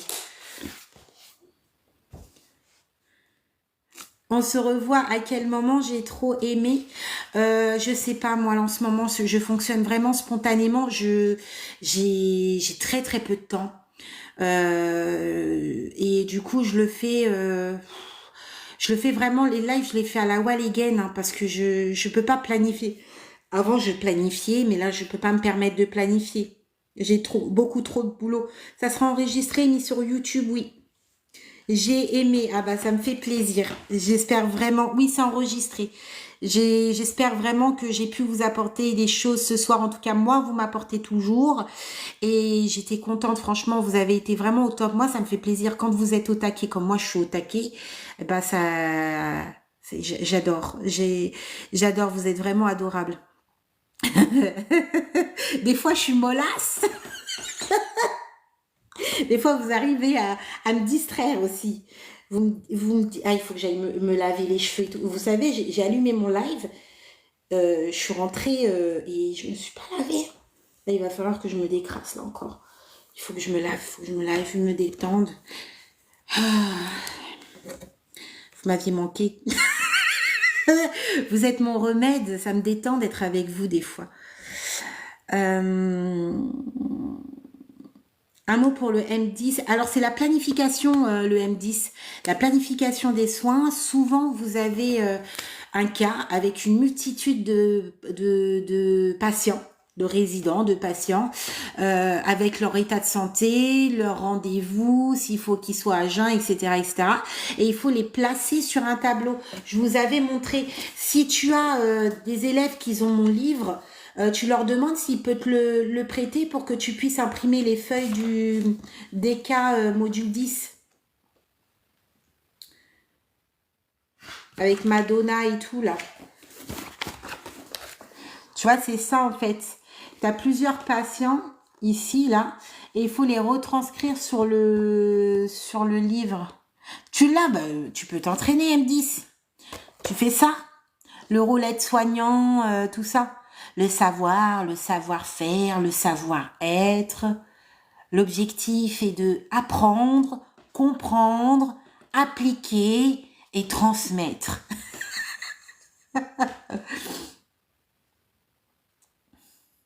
Ouais, il faut prioriser. Merci pour tout, je te suis depuis le début, je suis diplômée 3 ans là. Ah ouais, mais ça fait un bail alors que tu me suis.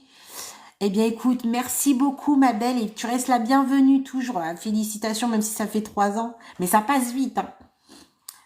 Hein. Quelles sont les raisons Alors, les raisons du rejet d'inscription, c'est que vous répondez pas, que votre dossier est incomplet, que vous répondez pas à ce qui est demandé concernant le projet de projet situation personnelle vécue ou professionnelle, que vous répondez pas aux exigences. Donc voilà, c'est dû à ça.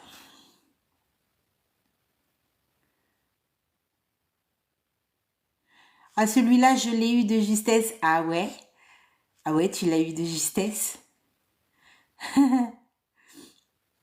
Good life, good life. Ah, ça y est, ça commence à bugger. Non, le livre, ne cherchez pas sur Amazon parce que j'ai créé avec les élèves plusieurs livres et il y en a, ils n'existent plus.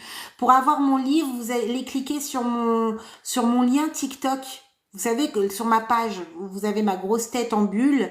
En dessous de la grosse tête, vous avez un lien. Vous cliquez sur le lien, vous allez tomber sur une page rose et il y a marqué livre des 10 modules. Vous cliquez dessus, vous êtes sur la page de vente. Il manque tellement de soignants, ouais. Ouais, moi ça fait un bail que je rentre plus. Enfin, si j'y étais, mais en fait, j'ai du mal. Comment dire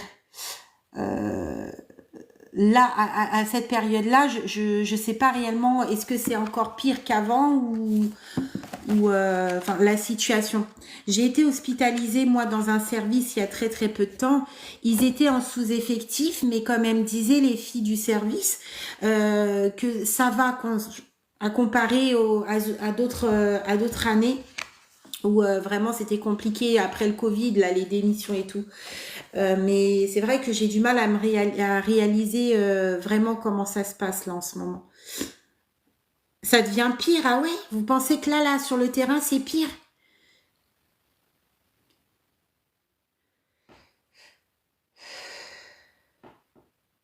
La chambre des erreurs, collègue, la chambre des erreurs, tu vas sur ma chaîne YouTube, tu as une vidéo sur le M8, il y a marqué la chambre des erreurs. Tu peux t'entraîner sur ton cas.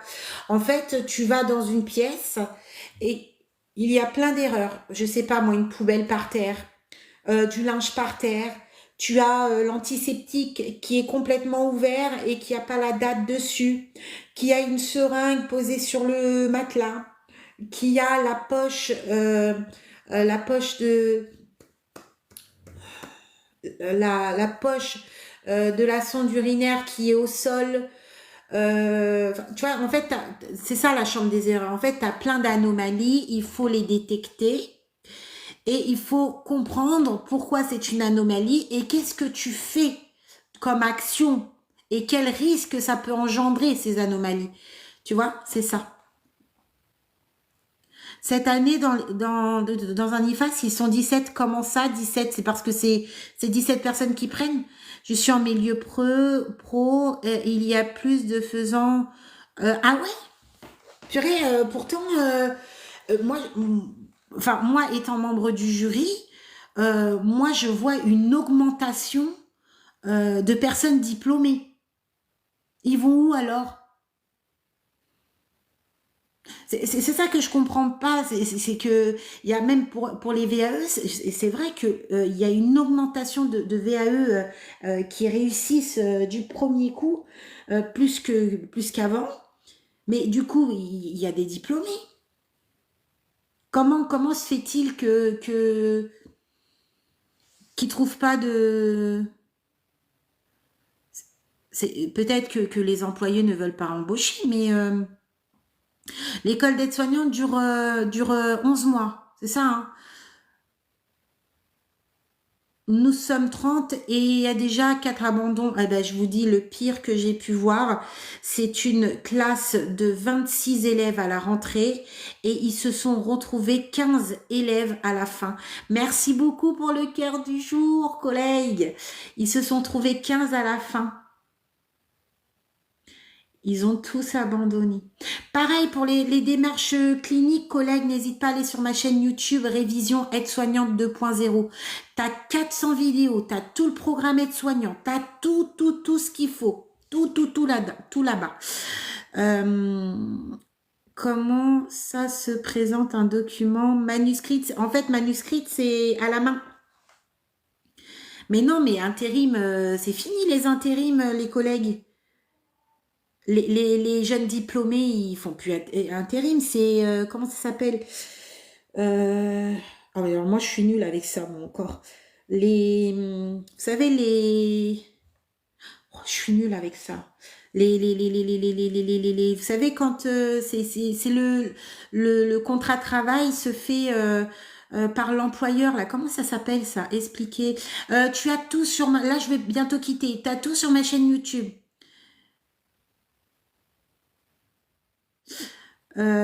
S'il vous plaît, comment se présente ce document manuscrit? Merci. En fait, il faut trouver ton sujet qui justifie le fait que tu veux devenir aide-soignant. Quand on dit manuscrit, c'est qu'il faut que tu écris à la main. Donc, il faut trouver ton projet, ta situation, soit professionnelle, que tu as travaillé dans le métier et que tu étais amené à avoir une situation qui t'a marqué, qui a certifié le fait que tu veux devenir aide-soignant, soit une situation personnel qui justifie également le fait que aujourd'hui tu veux devenir cette personne, enfin détenir ce diplôme, c'est pas cette personne, mais détenir ce diplôme. Donc c'est ça en fait. Quand on dit manuscrit, c'est qu'il faut que tu écris à la main. Les employés préfèrent les ASH soins car ils les paient moins cher. Bah, je sais pas trop si c'est ça parce qu'il n'y a pas grande différence hein, finalement. Parce que moi je me déplace dans certains EHPAD et les filles, alors trois, quatre EHPAD pour former. Et les filles me disaient que, oui, il y a beaucoup de filles, hein, me disaient qu'effectivement, il n'y a pas beaucoup de décalage par rapport au salaire d'une ASH et d'une aide-soignante diplômée. Il y a, allez, à un étage de 150 voire 200 euros de plus qu'une ASH. Hein. Oui, pour la théorie, vous êtes en cours. Nous sommes 54 et 4 abandons. Oh là là là là là. Nous, on est 10. Oh. Attends. Vous êtes 10, mais il y avait combien d'élèves? Ça fait peur. Ça fait peur. Moi, quand vous me dites ça, des fois, même quand je vois des abandons, je me remets grave en question. Je me dis, est-ce que c'est pas de ma faute? Je me remets en question par rapport à comment je transmets les choses. Parce que c'est vrai qu'il y a des difficultés, mais parfois on se rend pas compte quand la personne a vraiment des difficultés et des fois elle abandonne alors que elle peut y arriver. C'est juste que elle n'est pas comprise et voilà. Mais moi des fois ça me remet grave en question quand il y a une panoplie d'élèves qui abandonnent comme ça. Je me remets beaucoup en question, hein. Je me dis mais attends, c'est moi, il faut que je revoie les choses parce que c'est pas possible. Voilà, c'est ça, merci beaucoup. C'est les vacations, vacations. Donc, quand vous êtes diplômé, vous pouvez faire des vacations. C'est ça, c'est les vacations. Et il y a les hublots aussi. Alors, peut-être qu'ils font ça, hein, hublots et vacations. Hein, parce qu'ils veulent pas s'engager. Après, c'est bien dans le sens où, moi, je trouve que c'est bien d'aller tâtonner le terrain un peu partout. Il y en a, ils vont vouloir de la stabilité tout de suite, mais c'est bien de tâtonner le terrain avant de signer un CDI. C'est ça aussi. Parce qu'il faut comprendre le fonctionnement de l'équipe, le fonctionnement de l'établissement. Au début, c'est tout beau, tout rose. Et puis après, tu vois que ça commence à dévier bizarre. Et là, tu regrettes parce que tu as signé un CDI. Donc, c'est bien de tâtonner un petit peu, d'observer un petit peu les équipes, l'entente. Est-ce que c'est un petit peu, voilà, le respect, la prise en soin, parce que c'est un engagement, un CDI, hein. C'est un engagement, hein.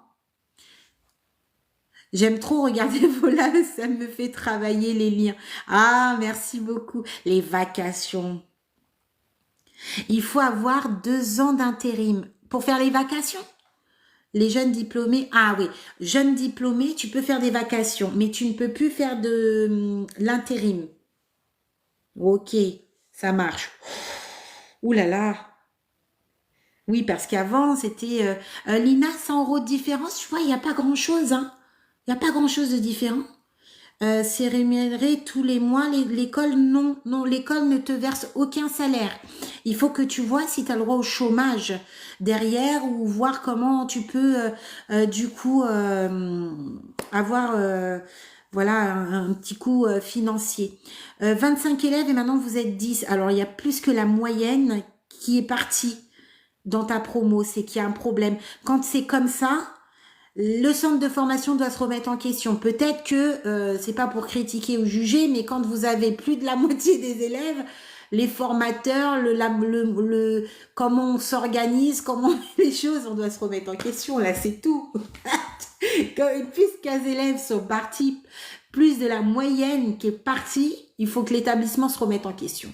C'est qu'il y a un problème de tutorat, il y a un il y a un problème de soutenance, c'est pas possible.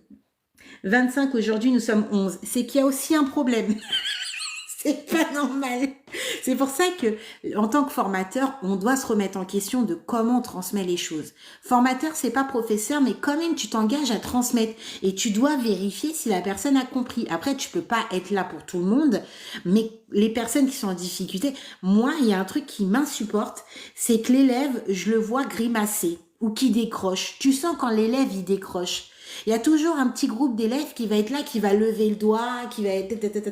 Mais tu vois, ces élèves-là qui parlent pas, qui écrivent, qui sont dans leur coin, tu sens, tu sais qu'ils comprennent pas ou qu'ils sont en train de manger des Kellogg's ou des chocobons. Tu te dis, ces personnes-là, ils sont là, ils s'ennuient, mais ils s'ennuient pas parce qu'ils ont envie de s'ennuyer. C'est parce qu'en fait, ils ne comprennent pas, ils ont décroché. Et en fait, le formateur, il se doit de capter cela pour justement, eh bien, solliciter une aide pour ces personnes qui sont en difficulté. Parce que c'est hyper important. Si tu as accepté cette élève en sachant qu'elle a des difficultés, parce qu'on sait très bien, dans une promo, il y en a qui ont des difficultés. Donc, du coup, tu t'engages quelque part de pouvoir épauler l'élève. Après, je sais que le temps, il est réduit et le formateur il ne peut voilà, il a un temps donné pour tant de cours et il faut que le cours soit fini parce que c'est c'est restreint au niveau du temps, du timing.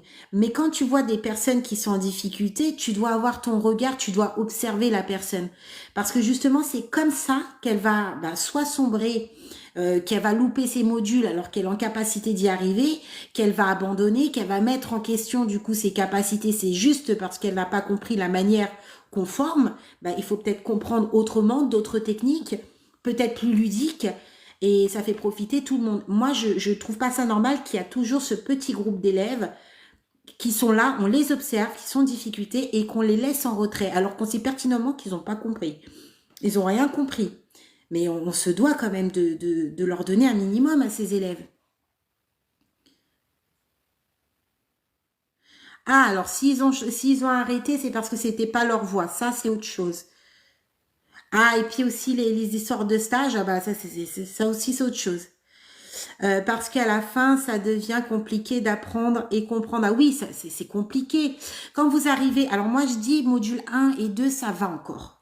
Mais par contre, le bloc 3 et 4, je juge pas. Mais moi, quand je viens, vous voyez, j'ai une valise et j'ai plein de, vous voyez, j'ai plein de cœurs, j'ai plein de trucs comme ça. Je pense que la manière de transmettre les choses, il faut que la personne, c'est pas l'élève, mais c'est que la personne, elle puisse toucher, elle puisse observer et elle comprendra mieux. En fait, il y a des méthodes de transmission qui est importante de valoriser et l'appliquer sur le terrain. À chaque fois que je vais dans les IFA, je leur dis, je laisse même mes valises là-bas parce que j'ai plein de cœurs, j'ai plein de broutilles, tout ça. Et je leur dis, mais utilisez ça. Les élèves, ils vont toucher, ils vont comprendre c'est quoi une valve, ils vont comprendre le cheminement du sang. C'est important ça. Et ils devraient mettre un budget sur ça. Vu le prix qu'ils font payer la région, pour beaucoup, 6 000 euros, ils peuvent acheter des cœurs, quoi. Ouais, mais oui. Ça va aller, nous, ça va aller. C'est réalisable. Les stages, oui, il y a certains stages. Hublot, t'hésites. Pourquoi t'hésites? Moi, Hublot, on m'a dit que c'était bien, hein. Ah oui, du pôle. Ah bah oui. Ah, ça c'est sûr, je pense, hein. Alors, où tu veux travailler après ton diplôme, ça dépend de toi. Ça dépend de toi, tes envies. Est-ce que tu es quelqu'un qui veut éveiller un peu plus sa curiosité dans la technicité, la collaboration, etc. et peut-être cibler des services de médecine? Ou bien, voilà, ça dépend que si tu préfères le public plus âgé et que tu as des choses à apporter, te perfectionner dans la communication, dans plein de choses. En fait, ça dépend de chacun, des envies de chacun. Ça dépend. Il y en a, ils vont sortir diplômés, ils vont aller en psy. D'autres, c'est catégoriquement les personnes âgées. D'autres, ça va être des services spécifiques. Ils vont tenter, je sais pas moi, la maternité, la réa. Alors, c'est des places chères, hein. En fait, ça dépend. Ouais, il y a, alors c'est souvent dans les EHPAD, ça, hein. Moi, où je me déplace, les filles, elles me disent, hein, ça vaut vraiment pas le coup de passer son diplôme pour 100 euros, voire 200 euros de plus. Donc c'est pour ça que les personnes ne veulent pas se casser la tête à faire le diplôme parce que au final ils n'ont pas grande différence dans certains établissements type certains EHPAD au niveau du salaire. Mais il faut savoir que très prochainement, et ça a déjà commencé, les personnes ASH menant des tâches aides-soignantes ne pourront plus travailler dans les soins. Et ça a déjà commencé. Hublot, je sais pas comment ça marche. Alors ça, je peux pas te dire, mais t'as Insta, voilà, voilà, si vous pouvez vous donner des tips, c'est bien. On fait aussi que plusieurs n'arrivent pas. Ben oui, mais l'anatomie, de toute façon, il n'y a pas de recette. Déjà, il y a un sens pour apprendre. Voilà, ça, je vous l'ai toujours dit. Il y a une manière d'apprendre l'anatomie. Et voilà, hein. Ouais, les stages, c'est... Mais après, il y a des stages qui se passent bien. Oh là là, j'ai en train de perdre mon bronzage, ça gratte. Vous êtes 130 élèves, vous êtes en amphi, non? Moi, c'est les cours. Mon nuit, ça m'a rattrapé. En examen, ah ouais. 10 ans de faisant fonction et ce qu'on peut faire intérim. Non, il faut avoir le diplôme. Oh là là, ça gratte au menton. Nous sommes tombés sur une formatrice référente. Ah ouais, lumière de Dieu. Ah ouais. Oh là là là là, ça gratte le menton. Bonsoir, le déj info du soignant. Comment vas-tu? Qui fait hublot sur Paris? Alors là, il y a Nini qui pose la question, qui fait hublot sur Paris? J'ai besoin de bons plans. Allez-y, entrez-vous là, c'est bien ça, les bons plans travail et tout ça là. En plus, vous êtes nombreux là ce soir, vous pouvez vous donner des tuyaux. Quand votre formatrice a des propos formatrice d'IFAS, ça dépend vraiment de la capacité de chacun, ouais. Je suis ok. Il faut aussi être motivé, ouais.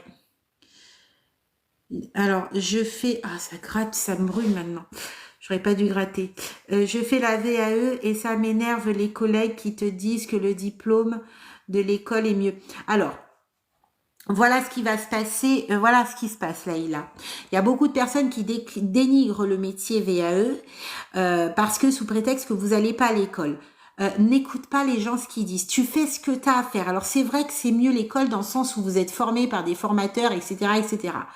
Mais quand tu fais ta VAE, quand tu fais ton dossier, il y a quelque chose que tu fais plus au niveau énergie et fort, dans le sens où tu dois maîtriser ta théorie seul. Et tu n'as personne pour te faire cours. Donc tu fais ton cours tout seul, mais tu es obligé de le faire. Puisque pour passer en VAE, pour passer devant le jury, tu es amené à répondre aux questions théoriques. Et donc tu es obligé à apprendre quelque part. Donc tu retrouves un petit peu le même truc. Il faut savoir que même si une personne qui sort de l'école, alors oui c'est vrai que c'est mieux l'école, ça c'est sûr, c'est une certitude, mais même une personne qui sort de l'école, eh bien, il faut savoir que son bagage sera jamais plein. Elle est jeune diplômée, donc elle aura besoin d'enrichir et se perfectionner au niveau de la technicité, au niveau de plein de choses. Et toi, ça va être pareil. Voilà. Donc, voilà, vous êtes diplômé aide-soignant, vous êtes diplômé aide-soignant, point barre. VAE ou pas. Se passe en IFAS la tenue normale en civil. Je pense que pour réussir, il faut être attentif, assidu et curieuse. Ouais. Ouais, la curiosité. Après, comme j'ai dit, la formation, c'est tout le monde et ça, c'est normal. C'est un an, ça peut, voilà, un an, c'est un an de formation. À un moment donné, vous allez être épuisé et ça, c'est normal. Comme vos enfants, ils vont à l'école, à un moment donné, ils ont une phase où c'est un trou noir et ils sont un peu plus névrosés, ils sont pas bien. Eh bien, c'est pareil pour la formation. En fait, vous avez un trou noir et souvent, ça se passe pour le module 3 et 4 où vous baissez en énergie, vous êtes un petit peu défaitiste, vous avez peur de confiance en vous, vous avez envie d'abandonner, mais en même temps, vous vous dites, ça y est, j'ai fait quand même ce parcours-là, il faut que j'aille jusqu'à la fin, il faut que je tienne bon. Mais c'est souvent dans cette période-là où les gens abandonnent parce qu'ils ils aimaient le doute. Mais il faut y aller parce que avancer avec le regret, c'est pas top non plus. Ah, la maternité, ah oui, ça va te plaire. Moi, je suis presque à la fin, mais j'avoue que ça n'a pas été facile. Mais tu as réussi. L'apprentissage, c'est pas facile. Et pour tout. Et en fonction de la personne, ça peut être plus dur pour une personne et une autre. On a nos rames, nos propres rames, elles sont uniques. Avec nos bagages, avec nos difficultés, avec nos énergies, avec plein de choses. Et on va ramer jusqu'à obtenir ce que l'on veut. Et parfois, quand tu vas ramer, tu vas voir ta collègue, tu comprends pas, elle a des difficultés, mais elle casse tous les murs, elle fait aucun rattrapage. Et toi, tu es là, tu es en train de ramer, mais ça avance pas, ça avance pas. Mais tu y arrives. En fait, vous allez arriver en fonction de vos propres rames, vos obstacles, de votre vie aussi, parce que il faut le dire aussi, hein, la formation, c'est aussi prenant pour les gens autour de vous, parce que pendant un an, vous vous engagez quand même entre guillemets à sacrifier des moments que vous faisiez avant, que là vous allez plus pouvoir faire parce que vous avez les stages, parce que vous avez la formation, vous avez les révisions. Par exemple, le mercredi après-midi, vous avez pour habitude de faire des activités avec vos enfants assez spécifiques, et ben là, vous allez diminuer le temps, vous allez moins les faire. Donc, ça a un impact aussi sur votre famille, mais ça dure 1 an. Alors, il faut faire attention quand vous rentrez dans cette formation de pas tout négliger, de ouvrir son regard et aussi de vous mettre des limites, parce que le bien-être de votre famille et votre bien-être aussi personnel, il compte aussi derrière. C'est hyper important. Voilà, je vais vous laisser les collègues. Ah, il faut que j'aille me laver. En fait, en ce moment, c'est ça. En fait, je rentre, je fais un live. Je vais me laver avant. Non, je rentre, je fais un live. Je suis en phase d'excitation. Ah, c'est tout dans le contraire. Ben oui, la VAE, c'est nous, nos propres formats. Exactement, c'est ça. Je voulais faire la VAE, mais au final, je me suis dirigée vers l'école. Ouais.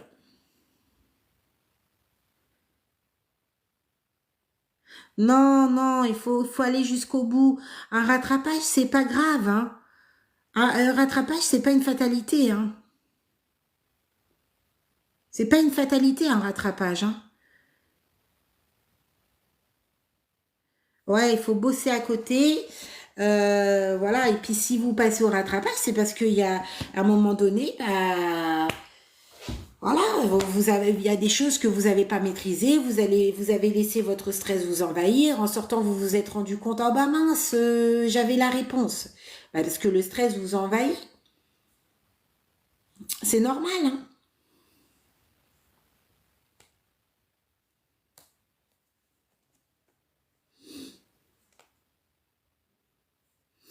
La candidature, c'est-à-dire jury de... Alors la candidature, on vérifie, on valide sous plusieurs points. Vous avez une note dossier et vous avez une note orale. Sur votre dossier, on va voir si vous répondez aux éléments demandés, surtout par rapport à votre projet pro ou personnel. Voilà, en gros, vous avez une note sur ça, une appréciation et une note. Donc, admettons, votre projet, eh bien, c'est sur 10. Voilà, l'oral, ça va être sur 10. Il y a des notations, votre intonation de voix, les réponses aux questions, la fluidité de vos réponses. Voilà, vous allez être noté sur plusieurs points. Vos motivations. Si par exemple vous avez, il y a des réponses qui sont éliminatoires. Par exemple, vous savez pas. Par rapport au financement de la formation, vous vous présentez, mais vous n'avez pas fait vos recherches, vous savez pas qui est-ce qui va financer la formation, et vous ne savez même pas si vous allez avoir un revenu tous les mois. Ça, excusez-moi, éliminatoire.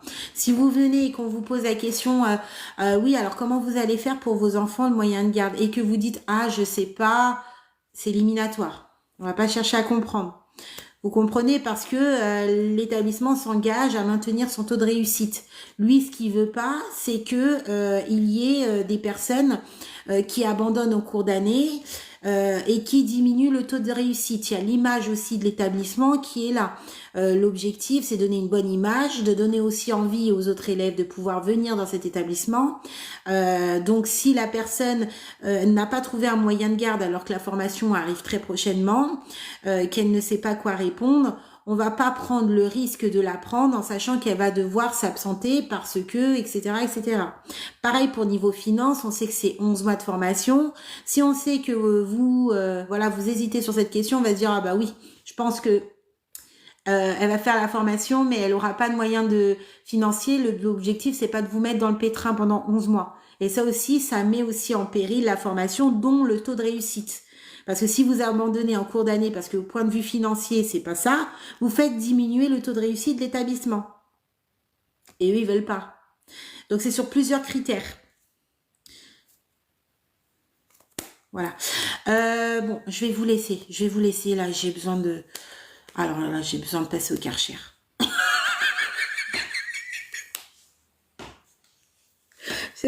J'ai transpiré aujourd'hui, j'ai pas arrêté de courir de gauche à droite. Et quand je cours, là, j'ai tout là, tout.